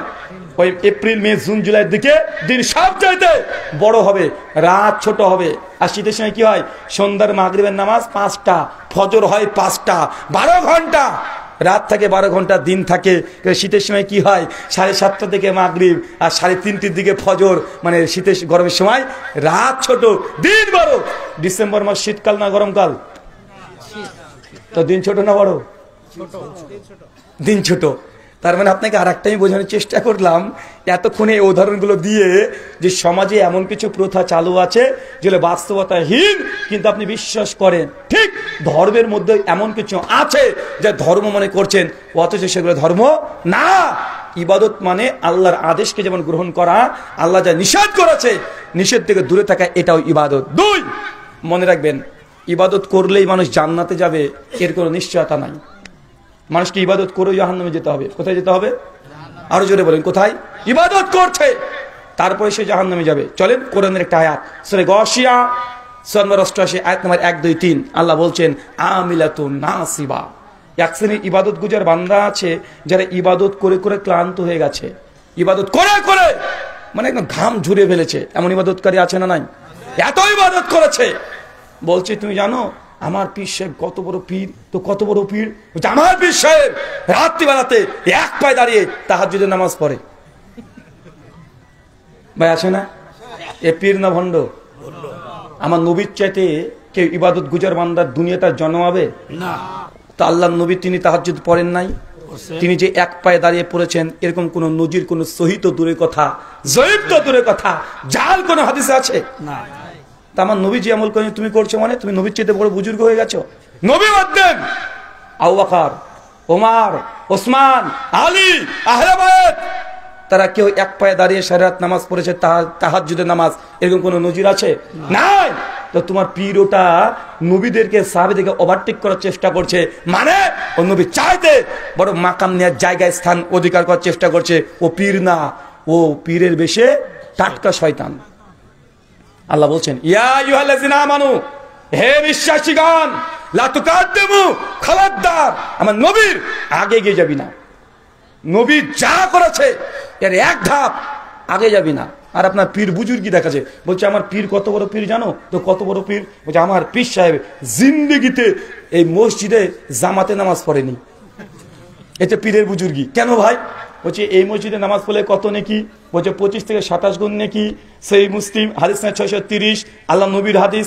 মানে এই লোকাল মসজিদগুলোতে নামাজ পড়লে কত গুণ নেকি পাবেন জামাতে? 25 থেকে 27 গুণ। বলছে মক্কার মসজিদুল আল হারাম, মানে মক্কার মসজিদ কাবা শরীফের সামনে দাঁড়িয়ে কেউ যে নামাজ পড়ে তাহলে কত গুণ বেশি নেকি? তো হাদিস বুখারী মুসলিমের 1 লক্ষ গুণ। মানে একবার মাগরিব পড়লে 1 লক্ষ গুণের নেকি আল্লাহ আপনার আমলনামায় দিয়ে দিবে। বলছে তার জন্য আমার পীর সাহেব এই মসজিদে নামাজ পড়ে না। কি করে? বলছে বাড়িতে যায় নামাজটা পেতে দেয়, তারপরে আল্লাহু আকবার বলে, একটু পরে পীরও নাই, যায় নামাজও নাই। কোথায়? মক্কাতে নামাজ পড়ছে। চিন্তা করেছেন? পীর সাহেব এখন মক্কাতে চলে গেছে। আমি বলেছিলাম ভাইজান তোমার পীর যদি মক্কাতে গিয়ে যদি নামাজ পড়ে তো শেখ সিদাইস কেন ওখানে ইমামতি করে? পীরকে এই জায়গাটা দিয়ে দিবে। তো তোমার পীরকে তো দেখা যায় না ওখানে। এখন তো গোটা মক্কার ওই জায়গাটা কাবা শরীফের চত্বর পুরো সিসি ক্যামেরা দিয়ে একদম ঘেরা আছে না ভাইজান? কোনোদিন তো তোমার পীর সাহেবকে ওইখানে গিয়ে দেখতে পেলো না যে ওইখানে নামাজ পড়ছে। কি ব্যাপার? ডাল মে কুছ কালা है नहीं, বলকি পুরো ডালই কালা है। আগেকার পীরদের কমন কিছু কারামত ছিল, কি জানেন তো? মানে আগেকার আপনি খাজা মঈনুদ্দিন চিশতি রহমাতুল্লাহ বলেন, ভাই আপনি আমার পুরো রেগে যান না, আমি নামগুলো নিচ্ছি, এই মানুষগুলো বাংলাদেশি না। খাজা মঈনুদ্দিন চিশতি কোথাকার? ভারতের আজমির, ওখানেই আছে। তাই আমাদের জিনিস আপনারা নিয়েছেন, তাই আপনি যেন রাগ আবার করিয়েন না। বড় পীর আব্দুল কাদের জিলানী বলেন, নিজামুদ্দিন আউলিয়া বলেন, বা বাংলাদেশের যত পীর আছে, চরমোনাই, ইনাদপুরি, জোনপুরি, রাজারবাগি, ফুলতলি, দানবাগি, আট্টসি, মাছ ভান্ডারি যা আছে সবের পীরের জীবনী পড়েন, একটা কারামত বলে অধ্যায় পাওয়া যায়, আছে না নাই? যে পীর সাহেবের কারামত, বাইজিদ বুস্তামির কারামত, কত পীর, সমস্ত পীরের একটা কমন কারামত কি জানেন? যে আমার পীর সাহেব উঠতে পারতেন, 3 দিনকার রাস্তা 1 মিনিটে পার করে দিয়েছে। মক্কা থেকে মদিনায় চলে গেছে, এখান থেকে উঠতে উঠতে চলে গেছে, হজ করে চলে এসেছে। ভাই এমন কারামত পান না? অনেক পেয়ে যাবেন। যে এই হজ করতে গেছে মাত্র 1.5 দিনের পথ, উড়ে চলে গেছে, কিছুদিন আগে বাংলাদেশে একজন ওয়াজকারী ওয়াজ করছে, কি বলে, কঠিন সুর, যে বাবারে আমার পীর সাহেবের সঙ্গে একদিন রাত্রিবেলাতে আমরা ওয়াজ করে আসছিলাম, মাঝখানে মহা পদ্মা নদী, ওই যে ভোলার সাইডে পদ্মা নদী, রাত্রিবেলা 2টা তখন বাজে, কঠিন আকাশে মেঘ গর্জন করছে, চতুর্দিকে ভয়ঙ্কর পরিবেশ পরিস্থিতি, ঝড় উঠেছে। আমরা নৌকা গিয়ে যখন নদীর সামনে গেলাম, কোনো মাঝিকেও পেলাম না, নৌকাতে পেলাম না। আমি তো মুরিদ, আমি তো ভয় পেয়ে গেলাম, কিভাবে এ রাত্রে এখন পার হয়ে যাব, আমি তো ভীত সন্ত্রস্ত হয়ে গেলাম। পীর সাহেবকে তখন বললাম, পীর তখন বললো, বাবা তোমার কাছে যে জায়নামাজটা আছে একটু দিয়ে দাও আমাকে। পীরকে আমি জায়নামাজটা দিয়ে দিলাম। পীর তখন সঙ্গে সেই জায়নামাজ পেতে দিলেন আর বললেন, শোন তুই এখন জায়নামাজে দাঁড়া আর আমার নাম মনে মনে স্মরণ কর। বলছে আমি উঠলাম, আমাকে বলে চোখ বন্ধ কর, চোখ বন্ধ করলাম। সবশেষে পীর সাহেব কি যেন একটা বললো, একটু দেখছি জায়নামাজ উড়তে শুরু করেছে, উড়ে উড়ে উড়ে উড়ে উড়ে উড়ে নদী পার করেছে। মানে পীর সাহেবের যে কারামত লিখেছে ও আলিফ লাইলা খুব দেখেছে, বুঝেননি মনে হয়, কেন আলিফ লাইলা দেখায় না, এই যে আকাশে আকাশে উড়ে চলে যায় জায়নামাজ, ও খুব দেখেছে। দেখুন পীরের নামে এই কারামত লিখে দিয়েছে। আমি তাকে বলেছিলাম, ভাইজান তোমাকে অতদূর উঠতে তুলতে বলবো না বাবা, আমি চাই না যে তোমার পীর সাহেবকে এইভাবে দেখে মানুষের কাছে অপমান করতে। আমার খুব ইচ্ছা, আগেকার পীর নাকি খুব উঠতে পারতো, আর কারামত মানে যত আছে সবাই কোনো না কোনো সময় একবার উড়েছে, মানে এমন কারামত দেখা যায়। কিচ্ছু করব না, জাস্ট ঢাকা বিমানবন্দর, ওই ঢাকা বিমানবন্দর তোমার পীরকে নিয়ে আমি বিমানে উঠবো, গাড়ি ভাড়া যা লাগে আমি দেব, বিমান ভাড়া আমার। যখন জাহাজ যখন আকাশে উঠতে শুরু করবে, বিমান অনেক উঁচুতে উঠবে, জাস্ট রাজশাহীর কাছাকাছি যখন আসবে, তোমার পীর সাহেবকে এই বিমান থেকে ধাক্কা দিয়ে নিচে ফেলে দেবো। এটা রাজশাহীতে ল্যান্ড করে দেখাও তো। বুঝতে পারলেন না মনে হয়? আরে উঠতে তো বলবো না, উঠতে মানে উঠতে হবে বলে এমন বলছি না, জাস্ট আকাশে তাকে একটু ধাক্কা নিয়ে ফেলে দেবো, একটু ল্যান্ড করে দেখাও নিচে, দেখি তোমার কেমন কারামত। আমার ছেলের এখন 2 বছর বয়স। আমি একজনকে বলেছিলাম যে ভাইজান পীর সাহেবের তো অনেকগুলো কারামত অনেক কিছু করে ফেলে, তো আমার ছেলেকে একটু তোর পীরের কারামত দিয়ে একটু খতনা করিয়ে দাও তো, রক্ত যেন না বের হয়।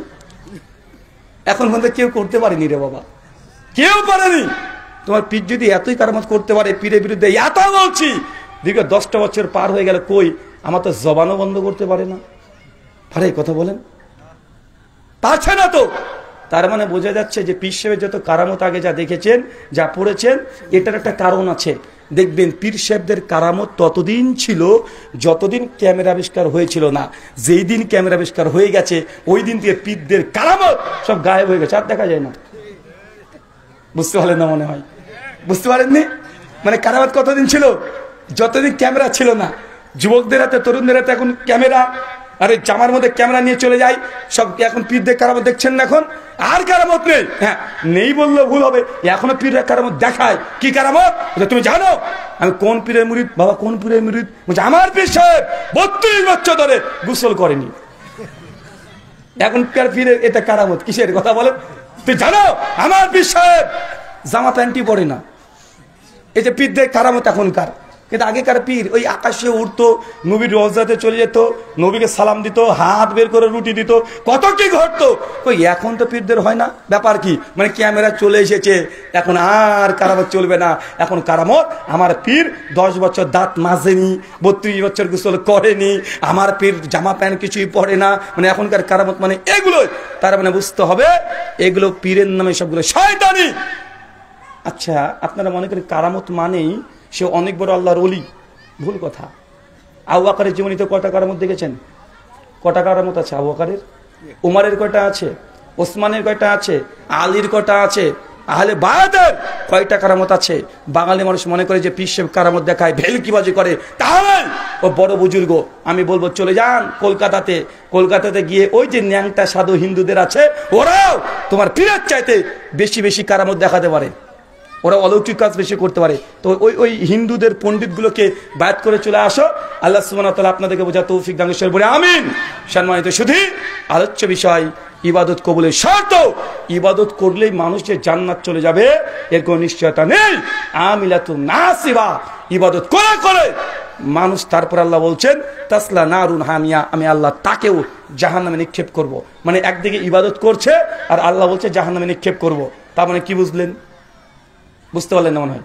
রাগ হচ্ছে আমার পরে? না না, পীরদের বিরুদ্ধে বললাম যে রাগ হচ্ছে না? আরে পীরগুলো চাকে একটা ডাকাত।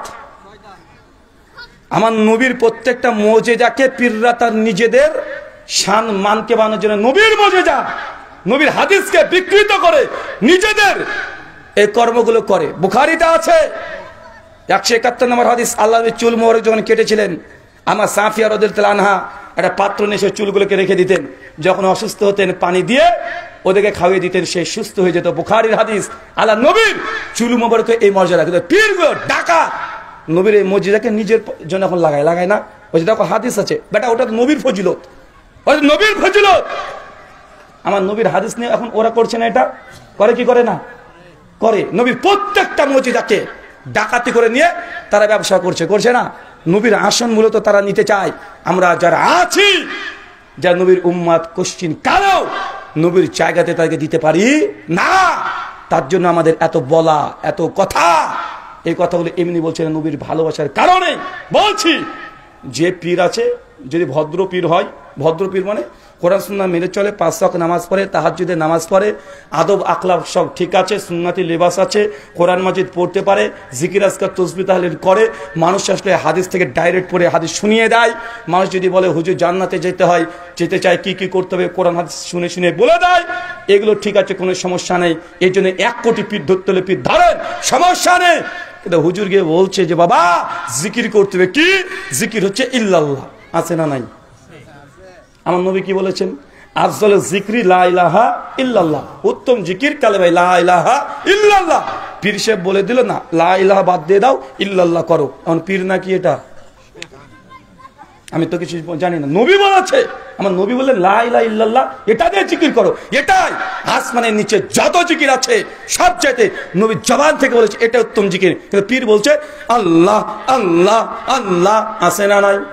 এই জিকিরকে আমার নবী দিয়েছে, আমার নবীকে জিকিরকে উত্তম বলেছে। তো তুমি করছো মানে তুমি নবীকে নয়, তুমি পীরকে মেনেছো। তার মানে বুঝতে পারছো তোমার জায়গা কোথায় হবে। ইয়াউমা নাদউ কুল্লা উনাসিন বিইমামিহিম, আল্লাহ বলেন সূরা বনী ইসরাঈল 71 নম্বর আয়াত। সেই কিয়ামতের দিন প্রত্যেক মানুষ দুনিয়াতে যাকে নেতা মেনেছে, পীর মেনেছে, কিয়ামতের মাঠে তার পেছনে তার সঙ্গে হাসর হবে। তুমি পীরের জিকির করেছো, পীরের পেছনে উঠবে। আমি লা ইলাহা ইল্লাল্লাহ দে জিকির করেছি, এটা নবীর জিকির, আমি কার পেছনে উঠবো?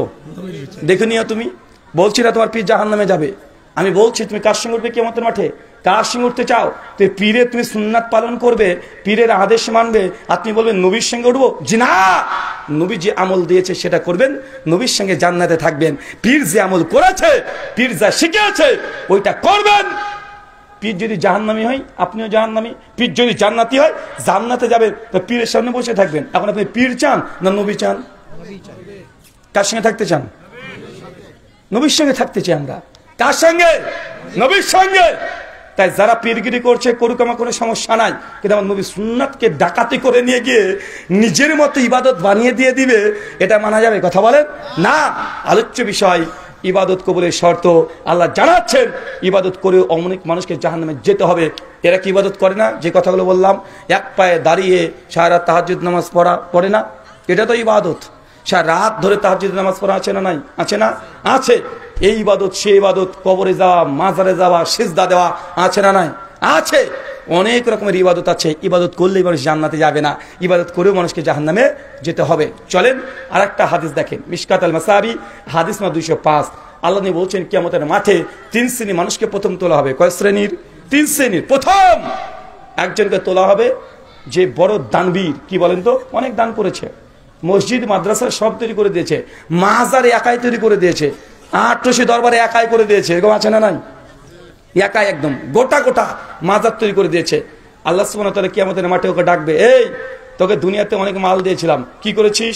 ও বা গর্ব করবে, আল্লাহ তুমি যে ওকে মাল দিয়েছো না, আমি এমন কোনো জায়গা নেই যে সেই মানুষ আমাকে যে চেয়েছে দান করিনি, যা চেয়েছে তাকে আমি দান করে দিয়েছি। তুমি দেখো, এই দেখো আমার নামে মসজিদ, আমার নামে মাদ্রাসা, আমার নামে মাজার, সব আমার নামে আছে। এমন মানুষ আছে না নাই? দান করার পরে নামটা যদি মাইকে না বলা হয়, ওর জন্য মনে শান্তিই পেল না। যে 5,000 টাকা দান করেছে আর আমি বলিনি, মনে মনে ভাববে যে টাকাটা লসই হয়ে গেল গো, নামই বললো না। মানে দান করার পরে মানুষকে যতক্ষণ না জানাচ্ছে ভাবছে যে দানটা মানে লস হয়ে গেল, বলছে ও 3,000 টাকা দিল, কথাটা বলে দিল, আমার কথাটা বললো না, মানুষ জানলো না, টাকাটা মানে লসই লেগে গেল। ভাই এমন মানুষ আছে না নাই? আল্লাহ কিয়ামতের মাঠে তুলবেন, দিয়ে জিজ্ঞেস যখন করবেন তখন ওকে বলবে যে এই তো টাকা দিয়েছি, কি করেছিস? ও গর্ব করবে, আল্লাহ সব দান করেছি। আল্লাহ বলবে আনতা কাযযাবতা, তুই মিথ্যাবাদী, তুই মিথ্যা কথা বলছিস, আমাকে খুশি করার জন্য কোনো দানই করিসনি, দান তো করেছিলিস মানুষ তাকে দানবীর বলবে, বড় দানবীর, এটা শোনার জন্য তুই বলেছিস। যা ফেরেশতা, একে ধরে জাহান্নামে নিক্ষেপ করো। ফেরেশতা গিয়ে তাকে উল্টে টেনে হিঁচড়ে জাহান্নামে নিক্ষেপ করে দিবে। কাকে? সুদখোরকে? না। ঘুষখোরকে? না। দানবীরকে। কাকে? দানবীরকে। তার মানে বোঝা গেল দান করে মানুষ জাহান্নামে যাবে। কোথায় যাবে? তার মানে দান 2 ভাগে বিভক্ত হয়ে গেল। দান কয় ভাগে ভাগ? 2। 1 দান করে জাহান্নামী। কে বলছে? আল্লাহ নবী বলছে। আবার দেখেন সহিহ বুখারী ফাজলে সাদাকা হাদিস নাম্বার 509, সাদকাতু বুরহান, দান হচ্ছে দলিল। কি? দান হচ্ছে দলিল। সহিহ বুখারী 660 নম্বর হাদিস, কিতাবুস সালাত। দান প্রসঙ্গে আল্লাহ নবী বলছেন কিয়ামতের মাঠে 7 শ্রেণীর মানুষ আল্লাহর আরশের নিচে স্থান পাবে। 4 নাম্বার ওই ব্যক্তি যে ডান হাত দিয়ে দান করেছিল, বাম হাত টের পায় নাই, মানে এক হাত দিয়ে দান করেছে আর এক হাত বুঝে নাই। দান করলে আল্লাহর আরশের নিচে স্থান পাওয়া যায়। কথা মানে বুঝতে পারলেন না? দান করলে কবরে আযাব থেকে মাপ পাওয়া যায়, দান করলে জাহান্নামের আগুন থেকে মাপ পাওয়া যায়। একাধিক হাদিস। দানের 2 ধরনের ফজিলত। কয় ধরনের চাচা? 1 দান করে জাহান্নামী, 2 দান করে সে জান্নাত যাবে, কবরে আযাব মাপ হবে, কিয়ামতের মাঠে আল্লাহর আরশের নিচে ছায়া পাবে, জাহান্নামের আগুন মাপ হবে, সবকিছু। তো দান কয় ভাগে ভাগ? চাচা নবী আদমের কথা মনে আছে? আদম নবীর কয়জন সন্তান? 2 জন। নাম কি? হাবিল কাবিল। 2 ভাই কুরবানি করেছে কি করে নাই? 2 ভাই কুরবানি করেছে কি করে নাই? করেছে না চাচা? 2 ভাই তো কুরবানি করেছে। আল্লাহকে 2 ভাইয়ের কুরবানি কবুল করেছে? কেন? আরে নবী আদম প্রথম নবী, প্রথম সন্তান, দুনিয়ার প্রথম কুরবানি। একজন আল্লাহ কবুল করলেন, একজনের ছাই ভস্ম করে উড়িয়ে দিলেন, 5 পয়সা মূল্য দেয় নাই। নবী আদম নবীর সন্তান হওয়ার পরে তারও কুরবানি আল্লাহ কবুল করে নাই। আপনি ঢাকার গাবতলী হাট থেকে 40 লাখ টাকা দিয়ে ছাগল কিনবেন, বাংলাদেশে 15 লাখ টাকা দিয়ে ছাগল বিক্রি হয়। হয়েছে না? ছাগলের দাম কত? 15 লাখ। আমি বলেছি বেটা যে ছাগল 15 লাখ টাকা দিয়ে কিনেছে ও নিজেই ছাগল। ছাগল না হলে 15 লাখ টাকা ছাগল কেনে? কথা বলেন। 15 লাখ টাকা দিয়ে মানুষকে দেখাতে হবে আল্লাহ সুবহানাহু ওয়া তাআলা আমাদেরকে তুমি এই সব হারাম কাজ থেকে দূরে থাকা তৌফিক দান করো, আমিন। তার মানে আমরা বুঝতে পারলাম ইবাদত 2 ভাগে ভাগ। 2 নাম্বার বুঝলাম ইবাদত করে মানুষ জাহান্নামে যাবে। তাহলে হুজুর কোন ইবাদত করলে জান্নাতে যাবে? প্রশ্ন আসে না? নাই আছে তো, আছে না? 1 ইবাদতের প্রথম অংশ নিয়াত খাস আল্লাহর জন্য হতে হবে। কার জন্য? না বউকে খুশি করার জন্য, না পীর সাহেবকে খুশি করার জন্য। পীরকে খুশি করলে হবে? ইন্না সলাতি ওয়া নুসুকি ওয়া মাহিয়া ওয়া মামাতি লিল্লাহি রাব্বিল আলামিন। নিশ্চয়ই আমার সালাত, আমার নামাজ, আমার কুরবানি, আমার জীবন, আমার মরণ কার জন্য হবে? আল্লাহর জন্য। ইন্নামাল আমালু বিন্নিয়াত। প্রত্যেকটা আমল নির্ভর করে নিয়তের উপরে। কিসের উপরে? কথা বলেন। নিয়তের উপরে। যা আমল করবেন, নিয়ত যা থাকবে, আপনি কিয়ামতের মাঠে তার প্রতিদান পাবেন। সহিহ বুখারীর 1 নাম্বার, মিশকাতের 1 নাম্বার হাদিস। আমল যা করবেন নিয়তের উপর নির্ভর করে। কিসের উপরে? তাহলে হুজুর তার মানে কি নিয়তটাকে আবার শিখতে হবে? জোহরের নিয়াত, আসরের নিয়াত, মাগরিবের নিয়াত, এশার নিয়াত আছে না নাই? কথা বলেন। সামনে তারাবি আসছে, আবার নিয়াত কি শিখতে হবে? কারণ আমাদের হুজুরটা তো বইয়ে লিখে রেখেছে যে নায়াতু এই দিয়ে যে মানে নিয়াত করতে হয়। সমাজে আছে না নাই? আবার 1 শ্রেণীর মানুষ বলে আরে এরা আবার নিয়াত করেই না। বলে কি বলে না? কথা বলে। বলছে এরা আবার নিয়াত করেই না। চাচা নিয়াত আমরা করি, নিয়াত পড়ি না। কি বললাম? করি, পড়ি না। করার পড়ার মধ্যে পার্থক্য নাই। আপনাকে একটা উদাহরণ দিয়ে বুঝতে পারবেন। ধরেন একটা চোরকে থানাতে পুলিশ ধরে নিয়ে গেছে, বেধড়ক পেটাচ্ছে, প্রচন্ড মারছে চোরকে। ভাগ, আর কখনো চুরি করবি? চোর চিৎকার মারে, না স্যার ছেড়ে দেন, জীবনে চুরি করবো না। ছেড়ে দেন স্যার, জীবনের ভুল হবে না, চুরি করবো না। চিৎকার মারছে, মার পড়ছে আর চিৎকার মারছে, আর মনে মনে চোর বলছে বেটা ছেড়ে দেখ, তোর বাড়িতে আগে করবো। চাচা চোরের নিয়াত কোনটা? ও মারের ভয় চিৎকার দিয়ে, মুখ দিয়ে চিৎকার বের বলছে যে আমি চুরি করবো না, করবো না। মনে মনে বলছে বেটা ছাড়, তোর বাড়িতে আগে করবো। এত রাগ ওর উপরে। চাচা নিয়াত কোনটা? মনে মনে নিয়াত পড়ার জিনিস না, নিয়াতের কাজ জিহ্বা না, নিয়াত করার জিনিস, অন্তরের জিনিস। নিয়াত এসেছে আরবি শব্দ নাওয়া থেকে। না মানে বিচি, মানে কাঁঠালের বিচি। ভাই বলেন তো, বিচি মাটির তলে থাকে না উপরে থাকে? তলে থাকে না উপরে থাকে? তলে থাকে। নিয়াত হচ্ছে ভেতরের জিনিস, এটা বাইরের জিনিস না। বলছে না নিয়াতই করে না। তো মসজিদে যখন বললো হাইয়া আলাস সালাহ, বাংলা মানে নামাজের জন্য এসো, হাইয়া আলাল ফালাহ বাংলা মানে সফলতার জন্য এসো। আজান শুনে দোকানদার শাটারটাকে বন্ধ করে দিয়ে মসজিদ দিকে হেঁটে হেঁটে আসছে, ফুটবল খেলবে? আপনি বলছেন যে নিয়াত হয়নি, এখনো নিয়াত করা লাগবে। ওটা হেঁটে হেঁটে এসেছে। এরপর মসজিদে আছে অজুখানা, অজু করছে, কি করবে? স্ত্রীর কাছে যাবে অজু করে? তা আপনি বলছেন যখন নিয়াতই হয় নাই, মসজিদ ঢোকার সময় দোয়া পরে মসজিদে ঢুকছে, কি করবে? খেলবে? তখন নিয়াত হয়নি বলছেন যে? ওকে কিবলার দিকে দাঁড়িয়ে আছে, নফল নামাজে পড়েছে 2 রাকাত, তাও বলছে এখনো নিয়াত হয়নি। ইকামত পড়ে গেছে, তাও নাকি নিয়াত হয়নি।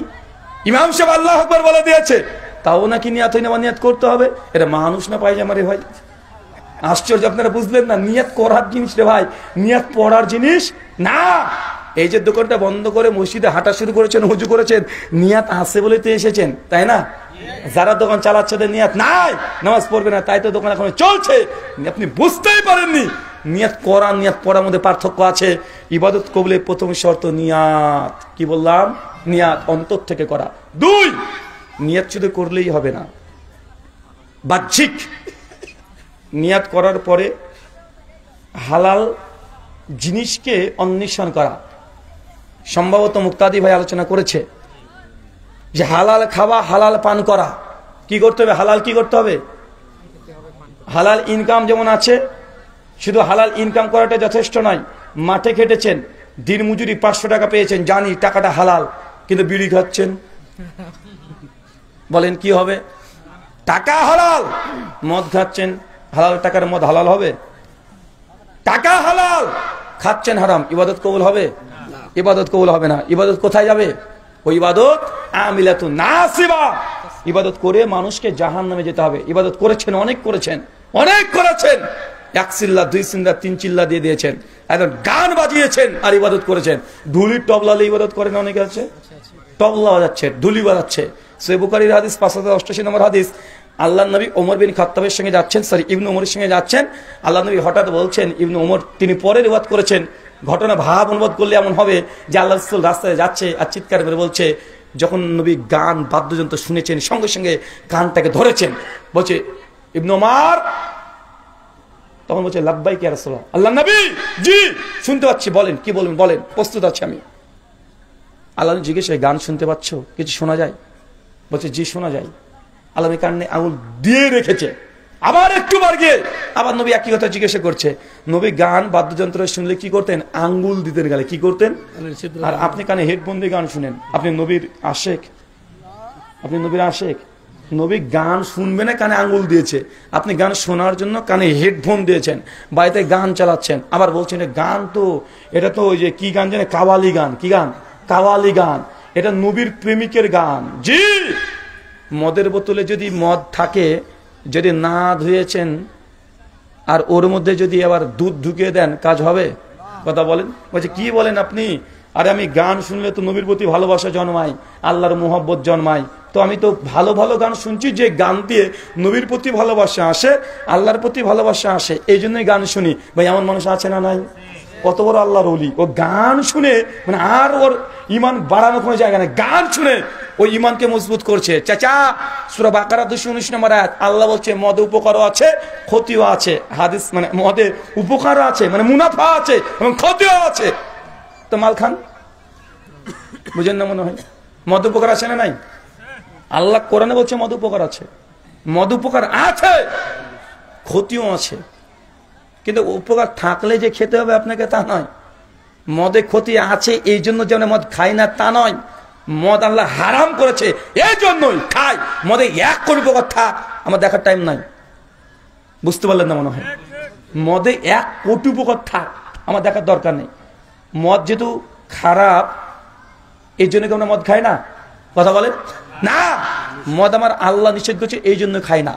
গরুর গোস্ত আমরা খাই, গরুর গোস্তে রোগ নাই? পৃথিবীতে যতগুলো গোস আছে 10টা ক্যাটাগরি করলে গরুর গোস্তের রোগের সঙ্গে সবচেয়ে বেশি। মেডিকেল সায়েন্স এখন গুগল করেন, এটা ডাইরেক্ট আপনি পেয়ে যাবেন যে গরুর গোস্তের মধ্যে রোগ আছে। তখন রোগ আছে বলে গোস্ত খাবো না কেন? আল্লাহ হালাল করছে, মন চলে খাবেন না, মন চলে খাবেন না, কিন্তু আপনি হারাম করতে পারবেন? কথা বলে না।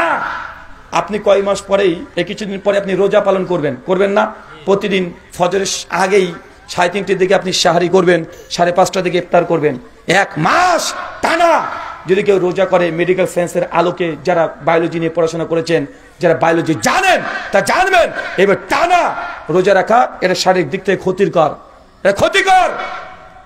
যেটা মেটাফিজি বলে ওটা একদিন বাদ দিয়ে একদিন রাখা ভালো, ডাইরেক্ট 30 দিন। পৃথিবীর সমস্ত বিজ্ঞানের একমত না, এটা কল্যাণ কিছুটা আছে, তবে ক্ষতি আছে, আর সবার জন্য উপকার নেই। সবার জন্য উপকার হবে? একটা মোটা মানুষ ও রোজা করছে, ওর জন্য উপকার হতে পারে। পাতলা খিটখিটে মানুষ, ওর উপকার হবে না, ওর ক্ষতি হবে? কথা বলেন। কিন্তু আমরা এই বিজ্ঞানী ফায়দার জন্য উপকার আছে না ক্ষতি আছে আমাদের দেখার টাইম নাই। আমার আল্লাহ বলেছে মরে গেলেও রাখবো, এটা হচ্ছে ঈমান। অনেকে আমরা আলোচনা করার সময় দেখবেন যে রোজা এবং বিজ্ঞান নিয়ে আমরা আলোচনা করি, অনেকে করি কি করি না? তো রোজাকে বিজ্ঞানের সঙ্গে মিলে দিয়ে আমরা বললাম যে রোজা একদম বিজ্ঞানসম্মত, এই জন্য আমরা রোজা করি। অবশ্যই রোজার বিজ্ঞানী ফায়দা আছে, কিন্তু ওটা রমাজান মাসে না করে যদি আমরা ডিসেম্বর মাসে করি উপকার পাবো না? পাবো কি পাবো না? পাবো। তার মানে কেমন রোজা রমাজানকে বাদ দিয়ে ডিসেম্বরে করলে নেকি পাওয়া যাবে, ফজিলত পাওয়া যাবে? তাই সায়েন্স কি বলছে এটা পরে দেখি, আল্লাহকে কি বলেছে এটা আগে দেখি। কথা না বুঝলেন না? বিজ্ঞানী আজকে এক কথা বলেছে, কালকে তার বিজ্ঞানী আরেকটা কথা বলে দেয়, বলে কি বলে না? একসময় বলতো পৃথিবী গোল, কখন বলতো লম্বা, কখন বলতো চ্যাপ্টা, এই পৃথিবী ঘুরছে, কেউ যে না সূর্য ঘুরছে, কেউ যে চাঁদ ঘুরছে, বিজ্ঞানীদের সকলের মাথা ঘুরছে না ভাইজান? আল্লাহ বলছেন কুল্লু ফালাকে ইয়াসবাহুন, প্রত্যেক গ্রহ নক্ষত্র নিজ কক্ষপথে তারাই একা বিচরণ করছে। কোরআনে আছে, বিজ্ঞান বলুক আর না বলুক আমাদের দেখার টাইম নাই, টাইম আছে। বিজ্ঞান বলছে মানুষ এসেছে কি থেকে? হনুমান থেকে, মানে থিওরি অফ ইভলিউশন, বিবর্তনবাদের থিওরি। ওই চার্লস ডারউইন বলেছে মানুষ বাদর থেকে এসেছে। তো বেটা তুই বাদর থেকে এসেছিস, আমি বাদর থেকে আসিনি, আমি আদম নবী থেকে এসেছি, আমি মানুষের বাচ্চা, তুই বাদরের বাচ্চা। তো বিজ্ঞান দেখার টাইম আছে? বিজ্ঞান তো বলছে আমাকে যে জিন নাই, ফেরেশতা নাই, বলছে নাকি? নাই, তারা অস্বীকার করছে। আবার বলছে এলিয়ান আছে বলছে না? তো তোমার যদি এলিয়ানকে দেখা যায় না, ওর দেখাও যাবে না, ওরা এই গ্রহের প্রাণী না, অন্য গ্যালাক্সির প্রাণী। তো ভাই আমার জিন শয়তান ইবলিশ যেগুলো আছে ওরা এই গ্যালাক্সির না, ওরা অন্য গ্যালাক্সির। ফেরেশতারা কোথায় থাকে? কথা বলে বুঝতে পারলেন? আমরা বিজ্ঞান দিয়ে প্রমাণ করে দিতে পারবো ইনশাআল্লাহ। কেউ যদি সায়েন্টিফিক ভাবে জানতে চান, বিজ্ঞান দিয়ে ওর মতবাদকে দাফন করে দেওয়ার মতো ক্ষমতা বা বিজ্ঞানের জ্ঞান আমার কাছে নাই তা না, কিন্তু মনে রাখবেন বিজ্ঞান দিয়ে সবকিছু যাচাই করার নাম ঈমান নয়। বিজ্ঞান আজ এক কথা বলে, কাল আর এক কথা বলে না? বিজ্ঞান তো বলে। অ্যালবার্ট আইনস্টাইন তার বই থিওরি অফ রিলেটিভিটি 2য় খণ্ডের 908 নম্বর পৃষ্ঠায় লিখছেন যে গোটা সৃষ্টি জগতের মধ্যে মাত্র 4% আমরা ডিসকভার করতে পেরেছি। কত পার্সেন্ট? 4%। বাকি 96% হচ্ছে ডার্ক এনার্জি, ডার্ক ম্যাটার, মানে এগুলো সম্পর্কে কিছু জানেই না, বিজ্ঞানে জ্ঞানই নেই। কত পার্সেন্ট? 96%। 4% আবিষ্কার করেছে। তো 4% নেই, এত বাহাদুরি করলে হবে? হ্যাঁ, 4% এত বাহাদুরি করলে হবে? হবে না তো। একসময় আল্লাহ নবী মেরাজে গিয়েছে, বিজ্ঞানী বলতো এটা অসম্ভব, বলতো না যে কিভাবে মেরাজে গেল? রাতারাতি গিয়ে আবার চলে আসলো, 7 আসমান ভেদ করে চলে গেল, কোটি কোটি কিলোমিটার। আগে মানুষ বলতো না, পৃথিবীর চাইতে সূর্যের দূরত্ব প্রায় 15 কোটি কিলোমিটার, আর মোহাম্মদ সাল্লাল্লাহু আলাইহি ওয়াসাল্লাম গিয়েছে 7 আসমান ভেদ করে সিদরাতুল মুনতাহা পার করে আল্লাহর সঙ্গে দেখা করে চলে এসেছে। এটা তো সম্ভব না। Albert Einstein theory of relativity 1ম খণ্ডের 18 নম্বর পৃষ্ঠায় লিখছেন লাইটের গতি সেকেন্ডে 3 লক্ষ কিলোমিটার। কত লক্ষ? 3 লক্ষ কিলোমিটার। আচ্ছা বলেন তো, আল্লাহ নবী মেরাজে গিয়েছিলেন কিসে? বুরাকে মেরাজ সম্পূর্ণ করেনি। মসজিদুল হারাম, মক্কার মসজিদ থেকে আকসা পর্যন্ত বোরাকে গিয়েছে, তারপরে বোরাককে বেঁধে রেখেছে, বোরাক আর যায়নি এইটা। আর তারপরে মসজিদুল আকসা, টেম্পল অফ সুলাইমান, জেরুজালেমের মসজিদ, যেখানে দ্বন্দ্ব চলছে, ঝামেলা চলছে, ওই মসজিদ থেকে একদম 7 আসমান কিসে গিয়েছে? ফেরেশতা জিবরিল, রাফরা, এইগুলো সহযোগিতা নিয়ে। আচ্ছা কার মধ্যে গিয়েছে? তার মানে বুঝলাম নেতৃত্ব কে দিয়েছে? জিবরিল। জিবরিল কে? ফেরেশতা। ফেরেশতা কিসের তৈরি? নূরের তৈরি। নেন, অ্যালবার্ট আইনস্টাইন বলছেন মানে লাইট, আলোর গতিবেগ কত? সেকেন্ডে 3 লক্ষ কিলোমিটার। তো জিবরাইল তো নূরের তৈরি, মানে আলোর তৈরি, তো যেতে পারবে না এটা। স্যার মারিজে 4 নম্বর আয়াত আল্লাহ বলে দিয়েছে তোমাদের 50,000 বছর যা সময় আমি আল্লাহর কাছে একদিন সমান। মানে আল্লাহর ওখানকার একদিন দুনিয়ার কত বছর? 50,000 বছর। তো ফেরেশতা জিবরিল ও তো আলোর তৈরি, বিজ্ঞানী বলছে আলো সেকেন্ডে 3 লক্ষ কিলোমিটার যেতে পারে। কত লক্ষ? 3 লক্ষ। 300 নয় চাচা, 3,000ও নয়, 3 লাখ। 1 সেকেন্ডে টুক চলে গেছে। তো জিবরিল কি যেতে পারবে না? তো বিজ্ঞানী একটা সময় গেলে অস্বীকার করতো, এখন স্বীকার করছে আলহামদুলিল্লাহ। সায়েন্স যত উন্নত হচ্ছে ইসলামের মান মর্যাদা মাকাম ইসলামের সত্যতা তত বেশি প্রমাণ হচ্ছে। হচ্ছে কি হচ্ছে না? তার মানে এই নয় যে সায়েন্স যা বলেছে সেটাকে আমরা মেনে নেব না। কোরআন ঠিক আছে, বিজ্ঞান তার মত পরিবর্তন করতে পারে, কোরআন মত পরিবর্তন করবে? কোরআনের মত পরিবর্তন হবে না। লারাই বাপি, কোনো সন্দেহ নেই একটা জাবাজদের পেশে কোনো পরিবর্তন হবে না। এটার নাম ঈমান। আলোচ্য বিষয় ইবাদত কবুলের শর্ত। প্রথম কি বললাম? নিয়াত খাস আল্লাহর জন্য। 2 হালাল রিজিক। 3 শিরক থেকে দূরে থাকতে হবে। কি বললাম? শিরক বোঝেন? কি কি শিরক বলেন তো?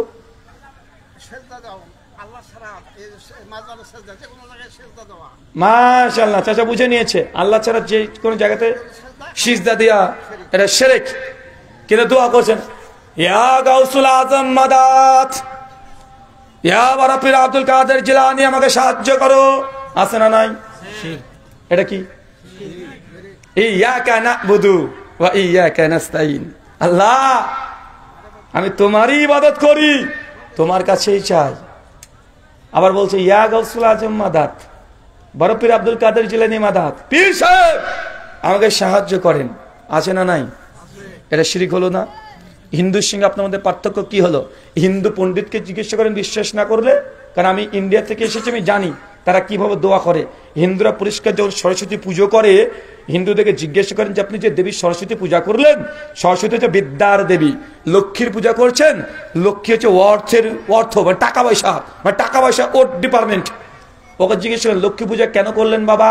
ও বলবে যে লক্ষ্মী তো কিছু দিতে পারে না, লক্ষ্মী হচ্ছে ডিপার্টমেন্ট। লক্ষ্মী জাস্ট ঈশ্বরের কাছে একটু বলে দিবে যে তোমার এক ভক্ত আমার কাছে চেয়েছে, একটু কনফার্ম করে দাও, মালটা দিয়ে দিই। বুঝতে পারলেন না মনে হয়? হিন্দুরাও বলে যে দুর্গা হচ্ছে দেবতা, কালী হচ্ছে দেবদেবী। দেবদেবী মানে এরা স্বয়ং সম্পূর্ণ ঈশ্বর না, এরা হচ্ছে মাধ্যম। এদেরকে প্রথমে সন্তুষ্ট করতে পারলে এরাই নাকি ঈশ্বরের কাছ থেকে নিয়ে এসে আপনাকে দিয়ে দিবে। এর যে হিন্দুরা তাই মনে করে। তো আপনি মুসলমান, আপনিও তো ওই কালী লক্ষ্মী এই ঠাকুরগুলোকে বাদ দিয়ে আপনি পীর ঠাকুরকে ধরে বসে আছেন। তা আপনার মধ্যে তার মধ্যে পার্থক্য কি হলো? কথা বুঝতে পারলেন মনে হয়? খ্রিস্টান যারা আছে এলাকাতে, যদি কোনো খ্রিস্টান থাকে, তারা যখন প্রার্থনা করবে রবিবার, তাদের প্রার্থনা ভাষা শুনবেন, পরিষ্কার ভাবে তারা বলে হে স্বর্গীয় পিতা তোমার রাজ্য আসুক, অচিরেই তোমার রাজ্য আসবে, পিতা পুত্র পবিত্র আত্মার নামে, প্রভু যিশুর নামে তুমি আমাকে অমুক অমুক জিনিসটা দাও। ওরা মাঝখানে কাকে ধরে? মাঝখানে কাকে ধরে দোয়াতে? যিশু।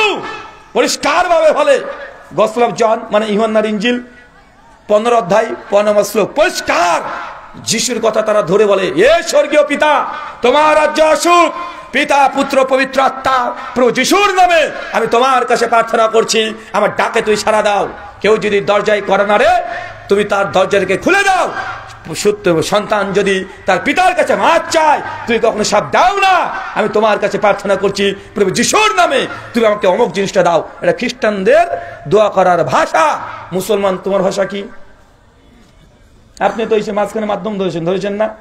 তা আপনার মধ্যে আর হিন্দু খ্রিস্টানের মধ্যে পার্থক্য কি? মুসলমান মানে ইয়াকা না'বুদু, সূরা ফাতিহায় প্রতিদিন বলেন ইয়াকা নাস্তাইন, আল্লাহ আমি তোমারই প্রার্থনা করি, তোমার কাছেই চাই, বলেন না ভাইজান? আবার বলে যে আল্লাহর কাছে শুধু প্রার্থনা, আল্লাহর কাছে চাইতে হবে, তো বাপের কাছে চাস কেন? বাপের কাছে টাকা চাস না তুই? বলে কি বলে না?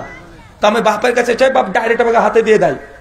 তোর পীর মাজারে বসে হয়ে আছে, দে ওর কাছে ছাগল দিস কেন? পীরের কাছে নিয়ে আসবি। কথা মনে বুঝতে পারলেন না? পীরের কাছে দিতে যান, নিতে যান, এখন কি করতে যান? পীরের কাছে আনতে যায়। পীরের কাছে আনতে যায় নাকি? ও আনতার চাইতে দিয়ে আসে বেশি, ছাগল দেয় পীরকে। তো পীর ও বাপ, ওর কাছে আবার আপনি দিবেন কেন? আপনি তো নেবেন না। আল্লাহ সুবহানাহু ওয়া তাআলা আমাদের বোঝার তৌফিক দান করে। চলে পড়ি আমিন।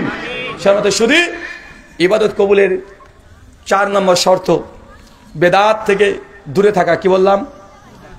বেদাত থেকে দূরে থাকা। 5 নম্বর শর্ত সুন্নাত নবী যা করেছে ওইভাবে ইবাদত করা। কয়টা বললাম? কয়টা? কে বলতে পারেন? চুপ করে শুধু পয়েন্টগুলো বলেন। কি কি বললাম বলেন তো?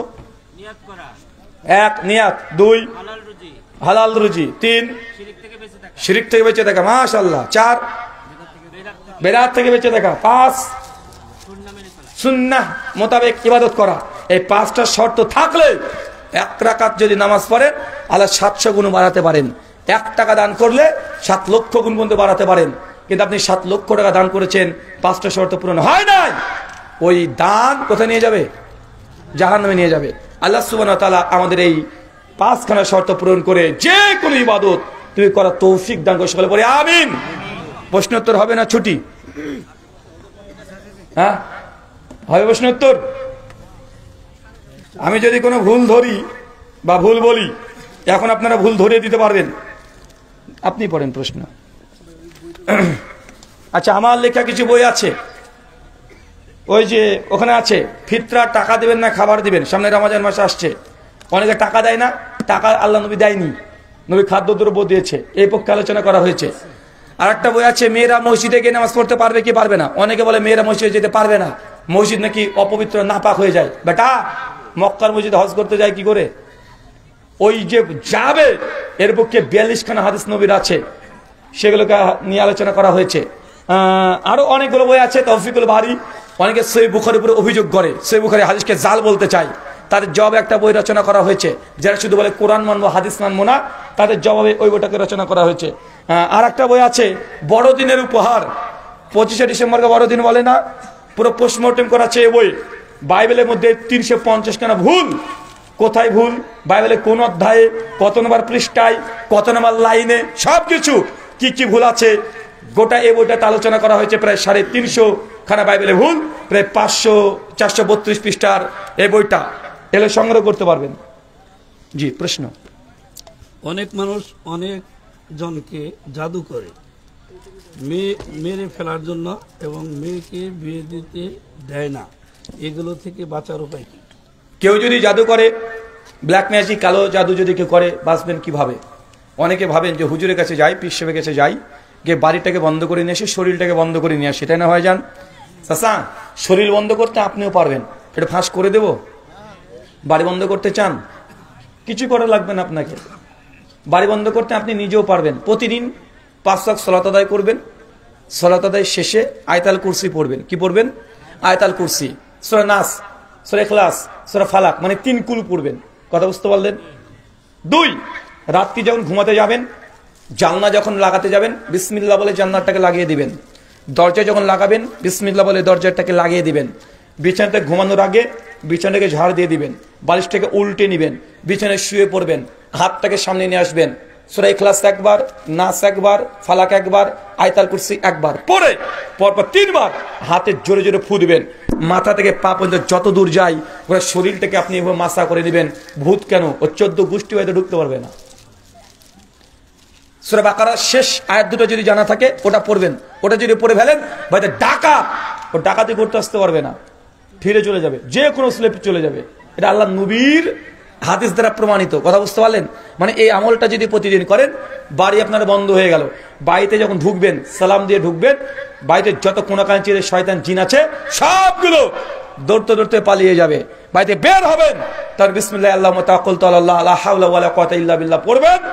যখনই আপনি বাড়ি থেকে বেরিয়ে গেছেন, তখন পর্যন্ত কোনো জিন শয়তান আপনাকে চাঁচতে পারবে না। আপনি আল্লাহর জিম্মায় চলে গেলেন। সে মুসলিম কিতাব তিব হাদিস নাম্বার 2528 নম্বর হাদিস। এটা হচ্ছে বাড়ি বন্ধ করার হাদিস কোরআনের মোতাবেক ফর্মুলা। পীর সাহেবের কাছে যাবেন, পীর বলবে যে কি করবি, ওই মেয়েদের মেন্সে তেনা নিয়ে আই, বলে না ভাইজান, কবর থেকে মাটি নিয়ে আই, পুকুরে চলে যাবি, এক নিঃশ্বাসে ডুব মেরে পানি নিয়ে আসবি। এটা যে শয়তানি। এলো কি কথা বলেন? এটা যে শয়তানি। ওই যে নিয়ে আসবি, পিছনে তাকাবি না। ভাই বলে না, নদী থেকে পানি নিয়ে আসবি, পেছনে তাকানো যাবে না। যদি তাকাস তাহলে খারাপ আছে ভাগ্যে। তাহলে কাজ হবে না। এটা সাইকোলজি নিয়ে যারা পড়াশোনা করছেন তারা জানেন, মানুষকে যখন কোনো জিনিস নিষেধ করে দিবেন অটোমেটিক সে সেই জিনিসটা করার আগ্রহ বেশি প্রকাশ হবে। যখন বলেন পিছনে তাকানো যাবে না, বারবার আপনার পেছনে তাকাতে মন চাইবে, এটা সাইকোলজি, মানুষের এটা মানে ব্রেন এইভাবে কাজ করে। যখন মনে হবে যে না তোর পেছনে কি হেঁটে হেঁটে আসতে পারে, ও জিনরা তোকে মানে যখন পানি তুলবি জিন শয়তান কিন্তু তোকে জ্বালাবে, খবরদার পিছনে টাকা যাবে না, ছায়া দেখে তোকে মানে পাশে চলে আসতে পারে, এই কথা যখন বলবেন মানুষ অটোমেটিকই সেই সময়তে এগুলোকে ফিল করবে, ব্রেন এগুলোকে গেঁথে নেয়। এটা সাইকোলজি, ইমোশনাল ব্ল্যাকমেল করা। এগুলো কি কথা বলে? ইমোশনাল ব্ল্যাকমেল করা। মানুষ ভুল দেখে, অনেক সময় দেখবেন একটু ঘুরে থাকলে দড়িকে সাপ মনে করে না, তখন এই দড়ি কি সাপ হয়ে গেছে নাকি? ওটা ভয়। মানুষ যখন ভয় পায় তার ব্রেন থেকে একদিন একটা হরমোন নিঃসরণ হয়, ওই হরমোন নিঃসরণ হলে তখন তার ব্রেনের মধ্যে নিউরন তখন উল্টো কাজ করতে থাকে, এক্সট্রা এনার্জি তার শরীরের মধ্যে প্রবেশ করে। এগুলো সায়েন্টিফিক উত্তর আছে। এই পীর সাহেবের ভণ্ডামির মধ্যে পা দিয়েন না, এগুলোতে কাজ হবে না, এটা জালিয়াতি। শুকরান। কত দূরত্ব গেলে সফর হবে? আত্মীয় বাড়ি, ডাক্তার দেখাতে এবং মার্কেটে গেলে সফরের কত কিলোমিটার? কোরআন বা হাদিসে স্পষ্ট সফরের নির্দিষ্ট কোনো কিলোমিটার মজুদ নেই। তবে আব্দুল্লাহ ইবনে আব্বাস রাদিয়াল্লাহু আনহু থেকে সহিহ মুসলিমে একটা বর্ণনা পাওয়া যায়, যেটা বর্তমান প্রেক্ষাপট অনুযায়ী আমাদের ভাষাতে 36 কিলোমিটার। কত কিলোমিটার? 36 কিলোমিটার। হানাফি মাসলাক অনুযায়ী 48 মাইল। শাইখুল ইসলাম ইবনে তাইমিয়া রাহিমাহুল্লাহ তার মাজমাল ফাতার মধ্যে বলছেন সফর ব্যক্তির উপরে নির্ভর করছে, কত কিলোমিটারের উপরে না, ব্যক্তির উপরে। মানে আপনি এমন জায়গাতে গিয়েছেন, দেখা যাচ্ছে আপনি বিমানে গিয়েছেন, এখন 48 কিলোমিটার তো টুক করে চলে যাবেন, সেকেন্ডে যাবেন না। বুলেট ট্রেন বোঝেন? ওই ঘন্টাতে 500 কিলোমিটার চলে যায়। কত কিলোমিটার যায়? ঘন্টাতে 500 কিলোমিটার। মানে আপনাদের এলাকাতে 20 বছর 50 বছর পর যদি বুলেট ট্রেন হয়ে যায়, মানে 1 ঘন্টাতে আপনি চলে যাচ্ছেন রাজশাহীতে। রাজশাহীতে 500 কিলোমিটার না, মানে 20 মিনিটে আপনি রাজশাহীতে চলে যাবেন। এখন সৌদি আমাদের ইন্ডিয়াতে ঢুকে গেছে বুলেট ট্রেন, মানে ঘন্টায় 500 কিলোমিটার যায়, মানে ট্রেন ওটা। আবার আপনি জাহাজ ভাবেন না, বুঝতে পারলেন তো? এই সফর নির্ভর করছে ব্যক্তির উপরে, দূরত্বের উপরে নয়। যখন দেখছেন যে না এই যে চলে গেলাম, আমার জন্য এটা সফর, আমার জন্য নামাজ পড়া বিঘ্ন ঘটছে বা আমার ক্লান্তি চলে এসেছে।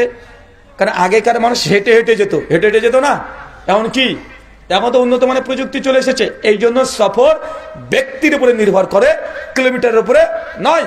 তারপরেও সর্বোচ্চ ধরে নেবেন 48 কিলোমিটার। কত কিলোমিটার? 48।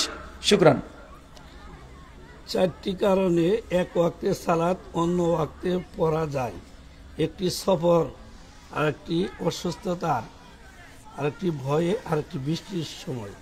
এগুলো ব্যাখ্যা দিলেন। 4টের সময়ে সালাতকে জমা করা যায়, এটাকে বলে সালাতাইনে জামাতাইনে। সালাতকে ভিন্ন সময় নয়, সালাতটাকে জমা করে নেওয়া। কি করে নেওয়া? 2 সালাতকে জমা করে নেওয়া। যেমন জোহরের আর আসরকে একটা ওয়াক্তে নিয়ে চলে আসলেন, মাগরিব ঈশাকে একটা ওয়াক্তে নিয়ে আসলেন, আর ফজর ওটা আলাদাই থাকবে। কেমন? প্রচন্ড ঝড় বৃষ্টি শুরু হয়ে গেছে, প্রচন্ড ঝড় বৃষ্টি, বন্যা, মসজিদে আজান হচ্ছে, এখন বন্যাতে গোলাপ ছাত্রী যাবেন মসজিদে। আল্লাহ তিনি রহমান, নবী আমাদের দয়ার নবী, তিনি আপনাকে কষ্ট দিতে চান না। তার জন্য সালাতাইনে জামাতাইনে নামাজকে তখন জমা করে নেন। কথা বুঝতে পারলেন? যদি ঝড় বৃষ্টি প্রচুর হয় জামাতে যাওয়ার দরকার নেই, মসজিদ থেকে মাইকে ইমাম সাহেব, মুয়াজ্জিন সাহেব তিনি আজানেই বলে দিবেন যে বাইতিহি, তোমরা বাড়িতে নামাজ পড়ো। এটা হচ্ছে ইসলাম, এটা আবেগ দিয়ে চলে না। চলে নাকি? অনেকে দেখা যায় বুজুর্গি দেখাতে গিয়ে বলছে যে আমার পীর সাহেব বন্যার সময়তে 1 গোলা পানিতে দাঁড়িয়ে নামাজ পড়েছে, ও ভণ্ড। নবী নিষেধিত করেছে রে বেটা। নবী বলেছে না ঝড় বৃষ্টি হলে মসজিদ আসা দরকার নেই, কোথায় পড়বি? বাড়িতে পড়বি। ওই 1 গোলা পানিতে দাঁড়িয়ে নামাজ পড়ছে, বদমাইশ নেতা হলে। হ্যাঁ। 2 ভয়। এই যে কিছুদিন আগে বাংলাদেশে আপনাদের যেভাবে মানে 16 জুলাই চললো না ভাইজান, যেভাবে মারপিট চললো, গুমগাম চললো, ওই সময়তে এখন দাঙ্গা, এলাকাতে দাঙ্গা শুরু হয়ে গেছে। মসজিদে আজান হলে আপনি যাবেন না? আল্লাহ নবী নিষেধ করেছে না। যদি ভয়ের কারণ থাকে, হত্যার হুমকি থাকে, কোনো সন্ত্রাসী চলে আসে, জঙ্গি ঢুকে পড়ে, মুসলিমদের নির্যাতন করতে শুরু করে দেয়, ওয়াক্ত হবে, বাড়িতে নামাজ পড়ে নাও। জঙ্গল আছে, জঙ্গলে নামাজ পড়ে নাও। যে মসজিদে আছে মসজিদে নামাজ পড়ো। জামাত তখন তার জন্য বাধ্যতামূলক নয়, তখন 2 নামাজকে জমা করা যায়। এগুলো হচ্ছে এরকম সেন্সিটিভ কিছু সময় আপনার এই বিধানগুলো দেওয়া হয়েছে। শুকরান। মেয়েরা যখন জামাতে ইমামতি করবে তখন কি এগিয়ে দাঁড়াবে নাকি কাতারের মধ্যেই থাকবে? আর সূরাগুলো অর্থাৎ যেই সালাতগুলা, বুঝতে পেরেছি। মেয়েরা কাতারে কিভাবে দাঁড়াবে? চুপে পড়বে। মেয়েরা যখন জামাতে দাঁড়াবে সেম জায়গাতে দাঁড়াবে না, যিনি ইমাম একটু সামনে এগিয়ে দাঁড়াবে। কথা বুঝতে পারলেন? একটু সামনে এগিয়ে দাঁড়াবে। 2, মেয়েরা যখন কিরাত করবে তখন শব্দ কেমন করবে। পড়ার 3টে কোয়ালিটি। 1, পড়ে ফেলেছি, জিহ্বা নড়েনি, শব্দ হয়নি, চোখ দিয়ে দিয়ে পড়া আছে না নাই? পড়া হয়ে গেছে। আর একটা আছে জিহ্বা নড়েছে, শব্দ হয়নি। আর একটা যে ব্রাইট স্টার, এটা একটা পড়া। আর একটা আছে চিৎকার দিয়ে পড়া। তো মেয়েরা যখন পড়বে, আবু হুরায়রা রাদিয়াল্লাহু তাআলা যখন জিজ্ঞাসা করছে, সহিহ মুসলিম 768 নম্বর হাদিস, কিতাবুস সালাত বাবুল কিরাত, যে ফাতিহা ইমামের পেছনে কিভাবে পড়বো, তখন বলছে ইকরা বিয়া ফি নাফসিক, সেই সময় পড়ো ইকরা। এই ইকরার সঙ্গে ফি নাফসিক যুক্ত হয়েছে। নাফস মানে এমন ভাবে পড়বে যে জিহ্বা নড়বে তো শব্দ হবে না। কি হবে না? শব্দ হবে না। কথা বুঝতে পারলেন মনে হয়? মানে জিহ্বা নড়বে কিন্তু কি হবে না? শব্দ হবে না। তো মেয়েরা জিহ্বা নড়বে, শব্দ হবে না।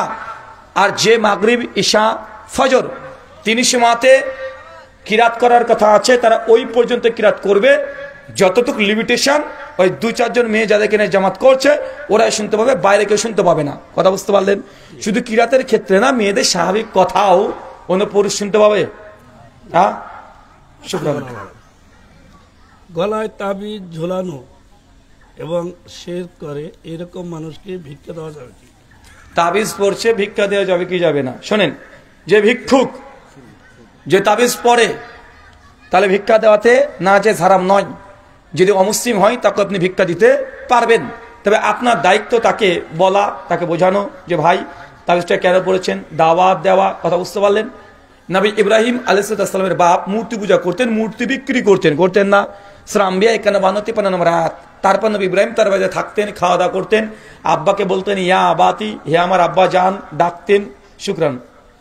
আওয়াল ওয়াক্তে সালাত পড়ার চেষ্টা করা হয়, কিন্তু যদি কোনো কারণবশত মাঝে মধ্যে দেরি হয়ে যায়, ধরো কোনো সমস্যা হয়, যদি দেরি হয় এবং এক ওয়াক্তে সালাত অন্য ওয়াক্তে আদায় করা হয়, তাহলে সে মুনাফিক বা কাফের হবে কিনা? আওয়াল একটা সালাত আদায় করার চেষ্টা করেন, হয় না, মাঝে মধ্যে ব্যতিক্রম 2-1 দিন হলে কোনো সমস্যা নেই। কিন্তু এটা যদি কন্টিনিউয়াসলি হয়ে যায় তাহলে এটা মুনাফিকের একটা আলামত। মুনাফিকের 2টে কোয়ালিটি, একটা আকীদাতান, একটা আমলগত মুনাফিক। কথা বুঝতে পারছেন? আকীদাগত মুনাফিক ও জাহান্নামে যাবে। কোথায় যাবে? এবং খালিদিনা ফিহা আবাদা, চিরস্থায়ী জাহান্নামে। কিন্তু আমলগত যদি মুনাফিক হয় তাহলে চিরস্থায়ী জাহান্নামী নয়, জাহান্নামে যাবে, আল্লাহ ক্ষমা করবেন। বেদাতি মসজিদের লোকেরা সবার জন্য চাউল চাইতে আসে, তাদের চাউল দেওয়া যাবে কিনা? বেদাতিরা সবার জন্য চাঁদা চাইতে আসে, দেওয়া যাবে কি যাবে না? 2, 1 নম্বর বিষয় হচ্ছে এটা যে বেদাতকে প্রচার করবে, প্রসার করবে, এই জন্য সহযোগিতা করা যাবে না। সূরা মাইদার 2 নম্বর আয়াতের মধ্যম অংশ, তাআনু বিররি ওয়া তাকওয়া, তো সৎ কাজে মানুষের সহযোগিতা করো, অসৎ কাজে সহযোগিতা করো না। আপনি বললেন যে ভাইজান যে আমি নিজে যে না করি না, তো বেশ্যাখানা খুলে রেখে দিয়েছি, হবে? মদ আমি খাই না, তো মদের দোকান আমার আছে, আমি খাই না, হবে নাকি? কথা বলেন? তাই কোনো রকমের সহযোগিতা করা যাবে না। আপনি বললেন যে ভাইজান আমি খুন করিনি, তো খুন করার সময় তারওয়ালটা চেয়েছি, আমি দিয়ে দিয়েছি, হবে? তো যখন বেদাতি সভা হবে, কারণ এটা দাওয়াত, মানুষকে আহ্বান করবে, ডাকবে, জাল মিথ্যা কথাগুলোকে চেকে বলবে, এই জন্য তাকে সহযোগিতা করা যাবে না। তাই বেদাতিদের মসজিদে যে দান চাইতে আসে ওখানে দান করতে পারে, কেন? এটা ইবাদতের জায়গা। কথা বুঝতে পারলেন? দাওয়াত আর ইবাদত আলাদা। শুকরান।